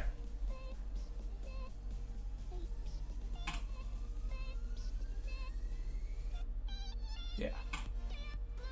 So this is what the emerald looked like, roughly what it looked like before we started today. As you can see, there's a lot of inclusions in here. Does everyone know what inclusions are? Well, if you don't, it's essentially like still part of the matrix that the rock grew in, or the rock or minerals around it. Does that make sense? So the way that the crystal structure went, yeah, voids, gaps, all that stuff. Or maybe even it may have grown around something else.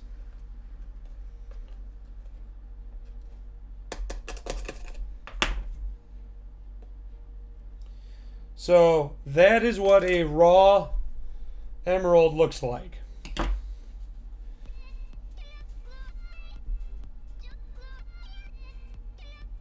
And so the final piece that you guys are going to see is going to have some black in it. But I'm going to actually put it in an ultrasonic that'll dissolve some of the rouge that I used, or the polishing compound. And that should make it even more green by the time you get it. Stretch marks. I like that. All right. The emerald is ready. Now again, you're not going to be able to see through it, but it looks nice. Hold on, let me see it. Let me zoom in. See all those little black marks? I think those will be gone by the time I clean it. So there is your natural emerald. I bought a $250 black diamond cross chain from a legit store in the mall. You think it's real?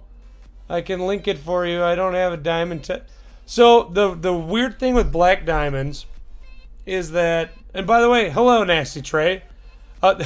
Trey, you are now a subscriber also, so enter to win this emerald, dude. Type exclamation giveaway. You might win an emerald tonight.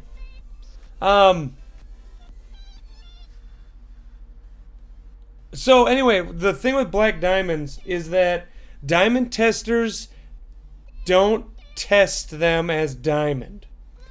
Diamond testers will test them as moissanite, which is weird. And the reason is because the way the testers... There you go, Nasty! And welcome to our community, too, by the way. Hi, Cam! The reason is because the way that the diamond testers work in stores and like what we typically buy is that it uses heat or an electrical current, and black diamonds tend to have a lot of inclusions in them. So the heat or the electrical current tends to get interrupted a lot. So it won't test. But if you bought across, a big part of the cost came from it being in stainless steel. So yes, I would say from a goldsmith's point of view, and especially if it's a legit store, those are probably real diamonds. My engagement ring, or I guess wedding ring, actually has black diamonds in it, and they test moissanite. And I got it from my company, and I know that they're real. So that's just, yes. Long story short, those are real diamonds. It would be weird if they were not. Cam, does your what's it called? Prime not work? Oh yeah, I think you said it wasn't working or something like that. Something weird's going on. All right, should we see what we're gonna facet next week before we do this giveaway? Again, let me show you guys. Let me put the rough next to the finished. Yeah. Like I said, when we cut a gemstone, so if a diamond tester tests my diamond, it will not show it's real if it's a black diamond. And the reason is because it's so... They're black because there's so much carbon in there, and the carbon wasn't... there's just a lot of carbon deposits in there. So it doesn't show up as diamond because it messes with the signal. So no, it will not show up as diamond. But chances are very, very good that it is a diamond. Because black diamonds are not super expensive. They're not like white diamonds. Because not a ton of people look for black diamonds. Yeah. I hope that helped you out, Nasty Trey. Yes, the reveal. What up, Ball? I always feel funny saying your name. Ballabao? Yeah, try it again, Ballabao. Dude, thanks so much, Spineless. Cam, get in on this. Type exclamation giveaway, Cam. Let's see who wins this emerald tonight.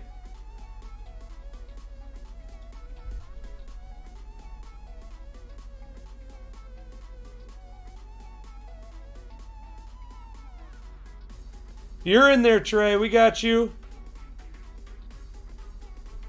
There you go. All right, let's see what we're doing next week. The giveaway is shortly. All right, so next week, can I get a drum roll? I have 20 people in here and only 16 votes. Anyone else want to vote before I close this poll? Better hurry up, get in there. We're voting on wood, apatite, or amethyst. Dun dun dun dun dun dun dun dun dun dun dun dun.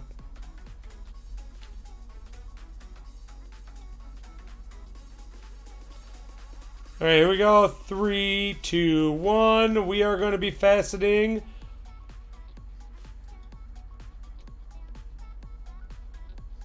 an amethyst. So let me show you guys one more time what we're going to be cutting next week.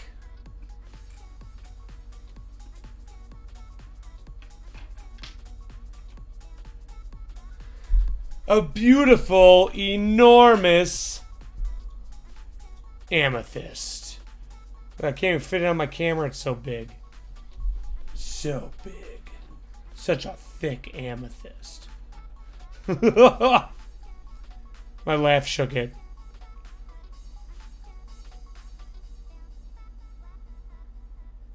So thick. Yeah, bait.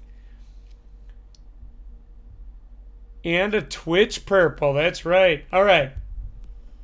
So, where's my giveaway bot here? Hold on. Giveaways.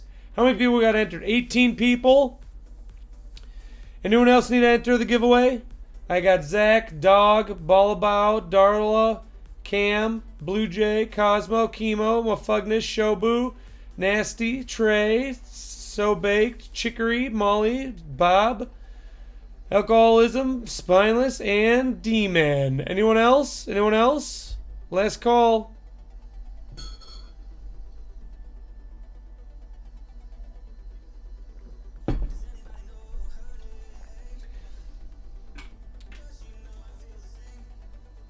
Suppose I better put this up here before we choose a winner.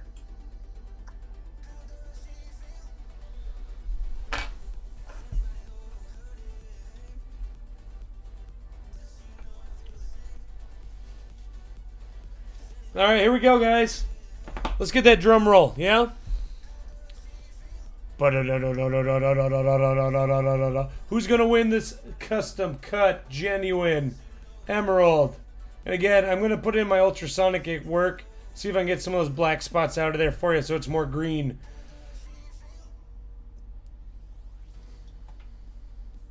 All right, ready? 3, 2, 1. I need to get here. Hold on. Giveaways. Okay, 3, 2. Oh, Zach, dude! Congratulations, man!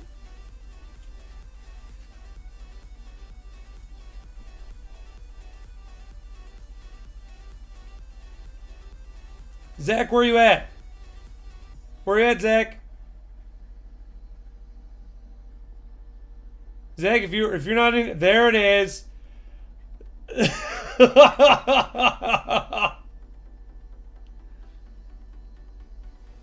Yeah, Zach, congratulations.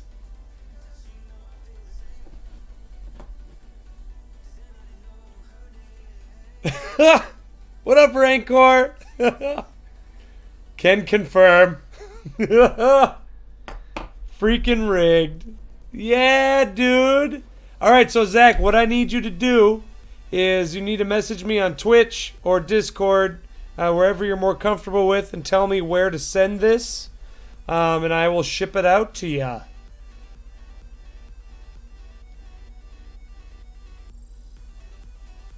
Yeah, thanks so much, Cam and Zach. Thank you.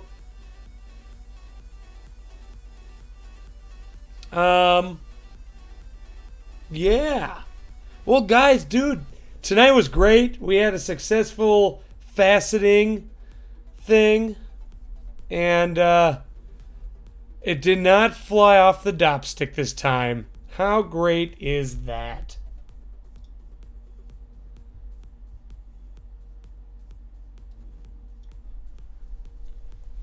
Yeah, this was so much fun, guys.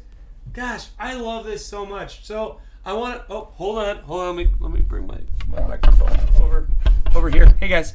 Okay. So Olga, we're okay. We're okay. Everything's okay. Have a good night, Nasty Trey. Thanks for stopping in, dude.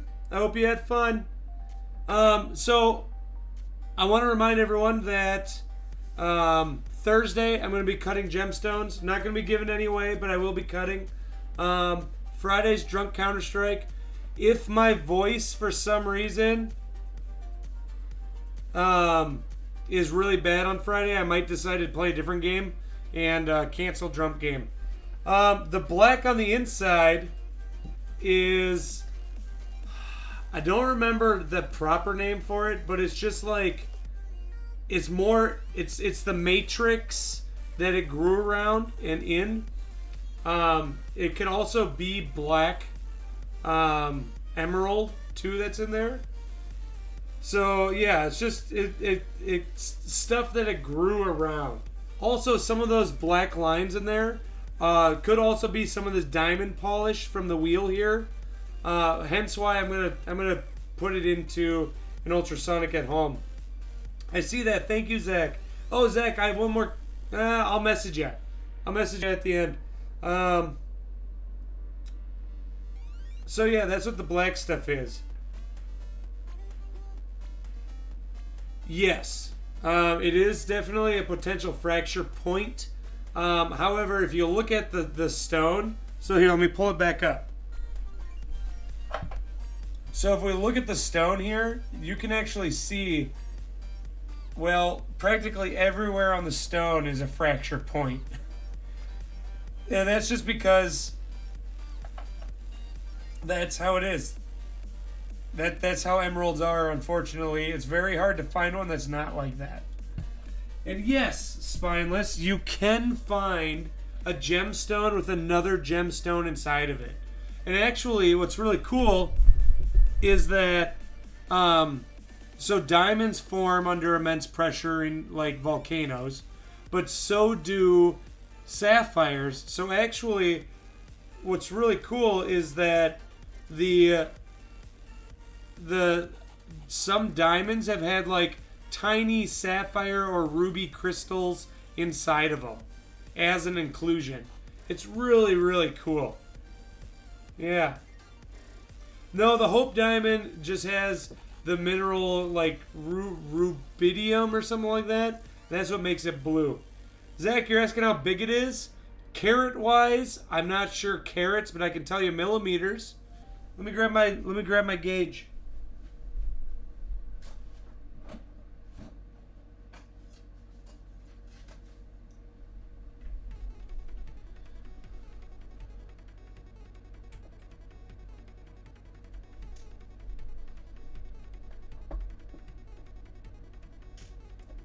Zach, it is 6.25 millimeters from flat side to flat side, which is actually pretty big. So for say like a 1 carat diamond, that's about 6.5 millimeters for a round one. 6.5. So yeah. Oh, it's boron. Okay. Thank you.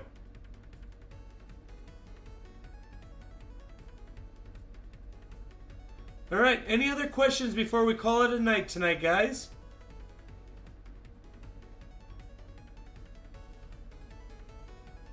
Our frac sand crushed at like 8.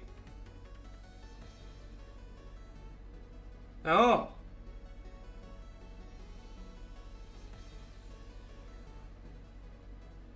Yeah, guys, so thank you everyone so much. Again, if you have any questions about gemstones or jewelry, I'm a goldsmith, and, well, I know a lot about gemstones. I can't say I'm a gemologist, because I didn't complete my schooling for it, but I know a lot about gemstones.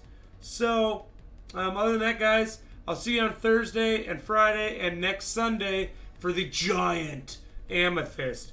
Oh! Every first Sunday, I look. You know what, I'm just gonna call you Bolo. I do it every Sunday, man.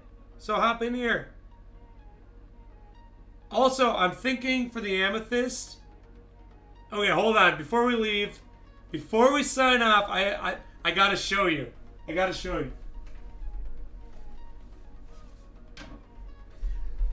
Because I think that this will only look good on big stuff. These are all my faceting stuff. I think it'll only look good on a large stone. So let me see if I can find this real quick. Because on a large stone, you'll really, really be able to see it. No, I don't think we're going to raid tonight. Unless, like, Demon or someone else is online right now. Okay, here we go.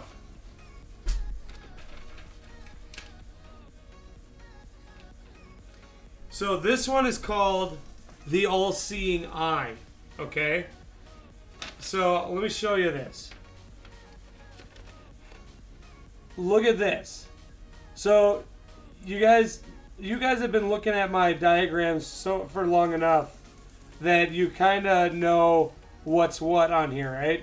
So the eye is actually faceted into the pavilion or the bottom of the stone.